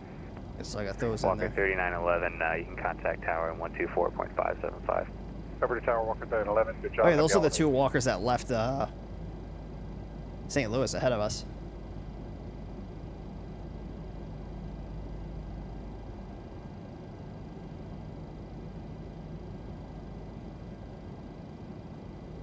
ExactJet 145, turn right heading 170, vectors for spacing.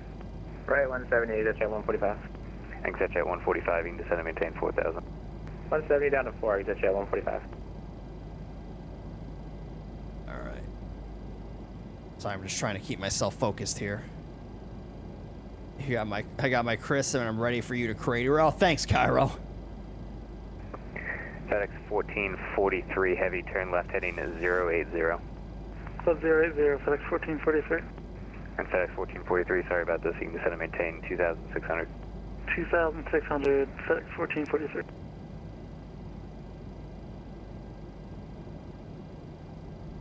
So that FedEx is well, he's in front of us. He's like out in a that way direction.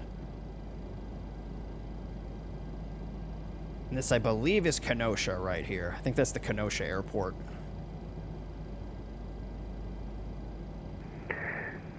Southwest 43, turn left heading 040, join the runway 1 left localizer. Left 040, join 1 left localizer, Southwest 43.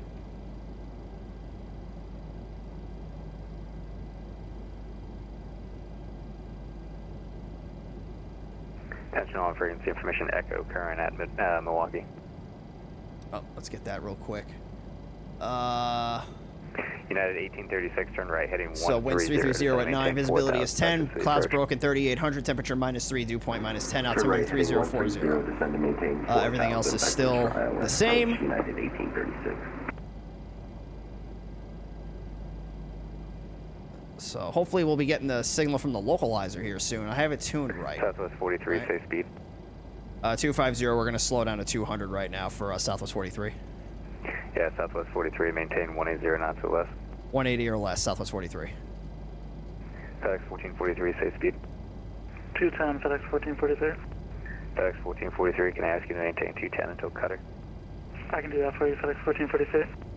You're my best friend. I got you. Alright, there's the localizer right there. Vorlock button. FedEx 1443, I'll scratch your back. Now you're 9 miles from cutter, so you can turn left. Right, let's heading go. 040, Flaps 5. Maintain 2,600 until established. Help slow this plane down a little bit faster. 040, 2,600 till established, clear down for FedEx 1443. Oh, that's a hard stutter. 145, turn left heading 070. Left 070, ExactJet 145.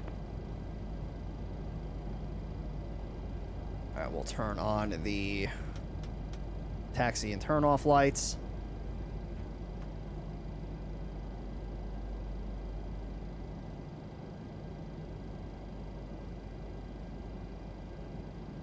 And we'll go flaps 10. Where's my freaking glide slope? Milwaukee approach, good evening, Southwest 868, 136, descending 12000 with Delta. Southwest 868, Milwaukee approach, good evening. You can expect vectors for the ILS runway 1 left approach, Milwaukee altimeter 3040. Alright, we'll plan ILS 1 left and 3040 Southwest 868. Southwest 868, you can descend and maintain 4000.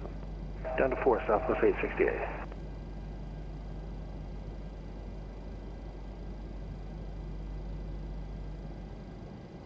We're 15 miles out. How am I not getting a glide slope yet? There it is. Asking you shall receive. Southwest 43, traffic is at your 12 o'clock, 5 miles, Airbus A300 joining the localizer for one left. All right, we're looking Southwest 43.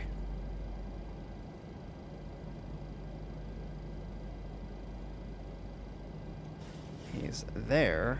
ExecJet 43, 16 miles from Cutmo, turn left heading 030, maintain 2,600 until established. I see a blinky airplane all the way. Is that him? Left 030, 2,600 until established, cleared ILS from my 1 left, section 145. Is that him right there? I can't tell if that's at the end of the runway or... 1443, been very that might be him. Contact Tower 124. That might be him. 575. Anytime, Tower 124, 575, FedEx 1443, have a good night. Southwest 43, 5 miles from Cutmo, maintain 4,000 until established and localized, cleared ILS from my 1 left approach. Maintain 4,000 till established, cleared ILS, and we do have that traffic in sight, Southwest 43. Southwest 43, maintain visual separation from that traffic during the approach. Maintain visual separation, Southwest 43. So that just means that we want to make sure that we Southwest 43, do you not can also hit him. go ahead and contact my friend over at the Tower 124.575, tell him he's cute. 124-575, I'll pass the message, Southwest 43. 43 over Cutmo, ILS on route.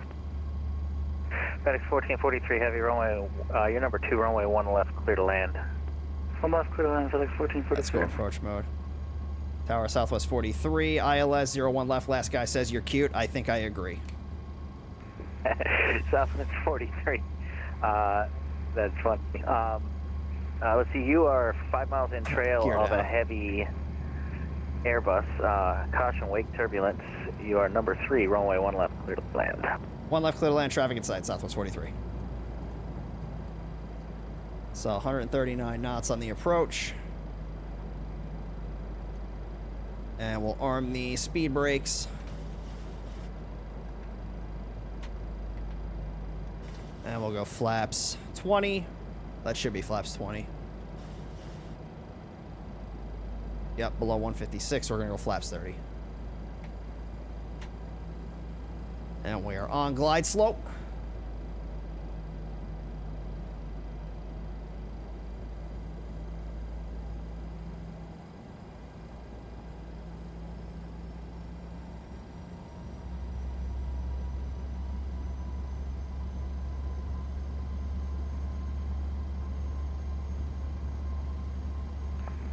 Walker, 3911, exit left when able, contact ground point 8 traffic on a 4 mile platform. Walker 3911, we're expediting left and ground point 8. We'll see you. Good job, Walker 3911. All right. Thanks, have a good one. Happy holidays. We are going to gate number C23.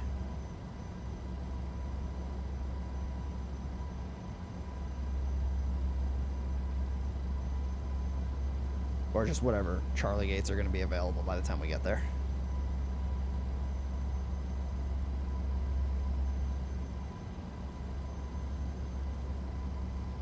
All right, auto throttle can come off.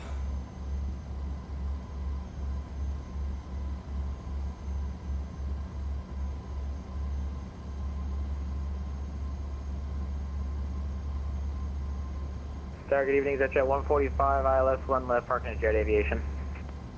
JetJet 145, General Mitchell Tower, your number 2, runway 1 left, clear to land. Long rollouts approved, and exit on runway 31 is also approved. 1 left, clear to land at JetJet 145.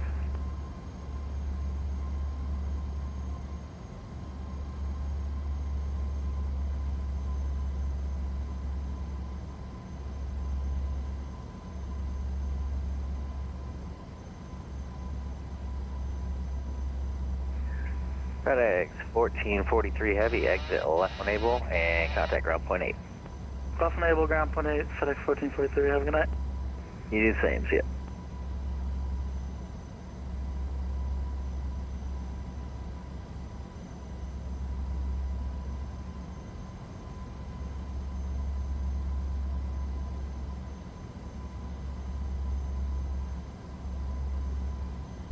Bye.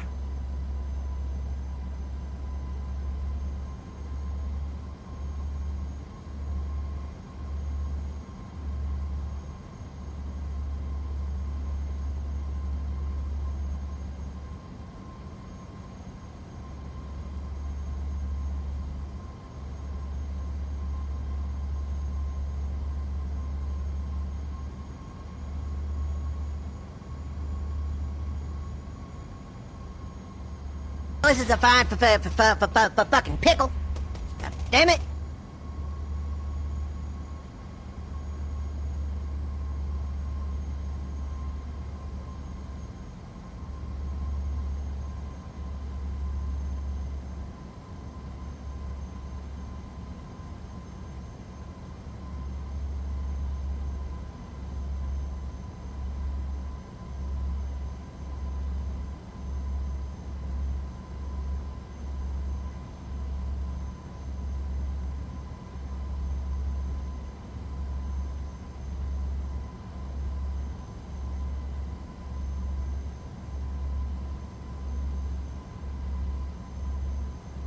Why am I not getting my minimums callouts? Is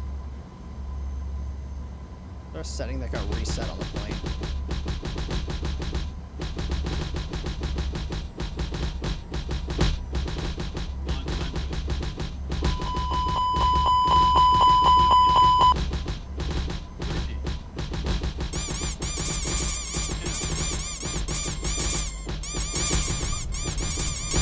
Auto brakes deployed, reversers.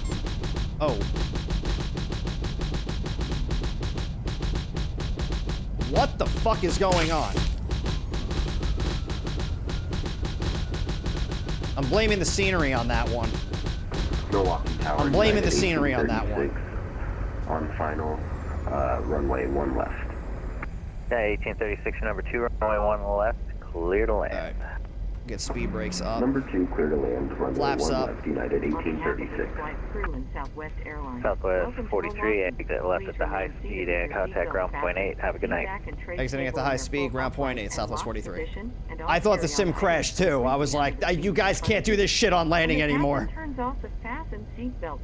Yeah, it's because these any-build sceneries, man, the first time they load in, it takes 37 friggin' minutes. Alright. You may now use the cellular function of your small portable Right over electronic South, device. But please remain seated and Ground Southwest 43 on, it looks like Echo 2, we're looking for gate Charlie 23. Southwest 43, you can text us via Echo 2 Bravo. Clear of the front and back doors. If you were connecting here, Yeah, that was say the taxiways again for Southwest 43, I missed that. Southwest 43 mode, you can text us via Echo Kilo Bravo. We know you have a choice. Echo Kilo Bravo, Southwest 43, thank you. Alright, so pretty... That's why I hate that stupid fucking smart cars thing, or the A-cars thing, with that announcement. It's so distracting, I can't hear anything. So Echo Kilo Bravo, and then gate Charlie 23 is gonna be... this. Can you move forward?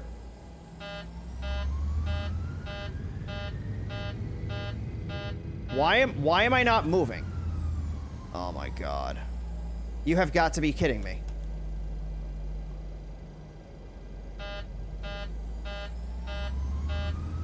The fucking brakes are stuck. Come on.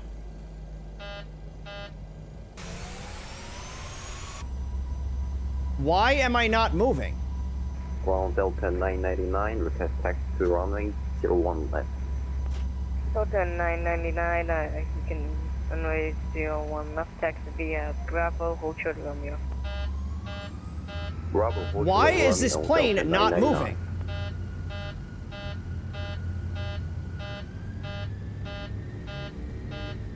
There we go. Piece of shit. Oh, I hate Microsoft Flight Simulator, I swear to God.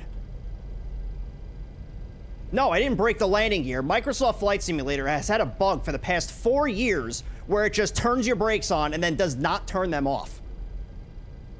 Usually if I stomp on the toe brakes, it'll turn them off, but that time, I guess for whatever reason, it did not want to do it. Alright, let me come out this way. Stupidest friggin' thing I've ever seen in my life. And the fucked up part is if you turn it off, it doesn't turn. Like, I have that setting turned off in the settings, and it does not turn it off. No one ever asked for assisted brakes. I just want to put that out there. No one ever asked for that. Alright, so 23 is going to be one of these gates right here. I guess it's going to be this one. Oh, yeah, I see. Good evening, It's parked Jet kinda 145. sideways. We're clear of 1 left at Sierra over to Jet Aviation.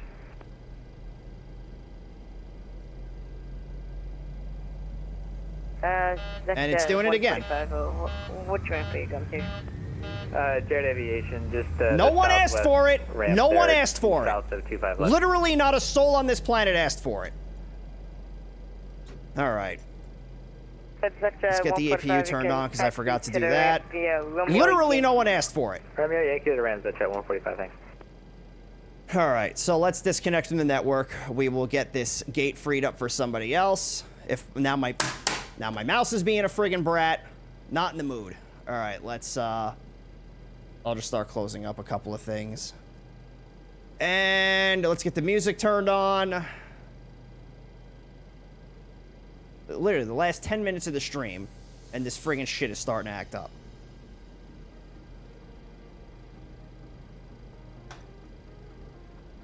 Alright, I don't know why the brakes decided to be a bitch.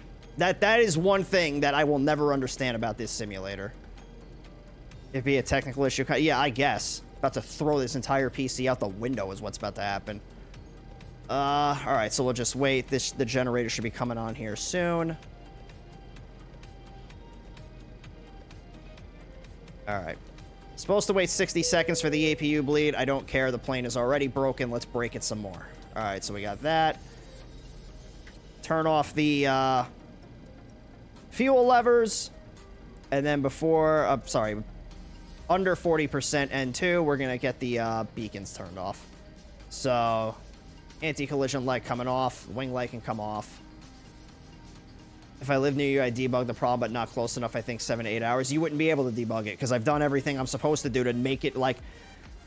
So, a setting that no one ever asked for is there's, like, an assisted braking thing, where, like, I guess the flight simulator will hold the brakes for you.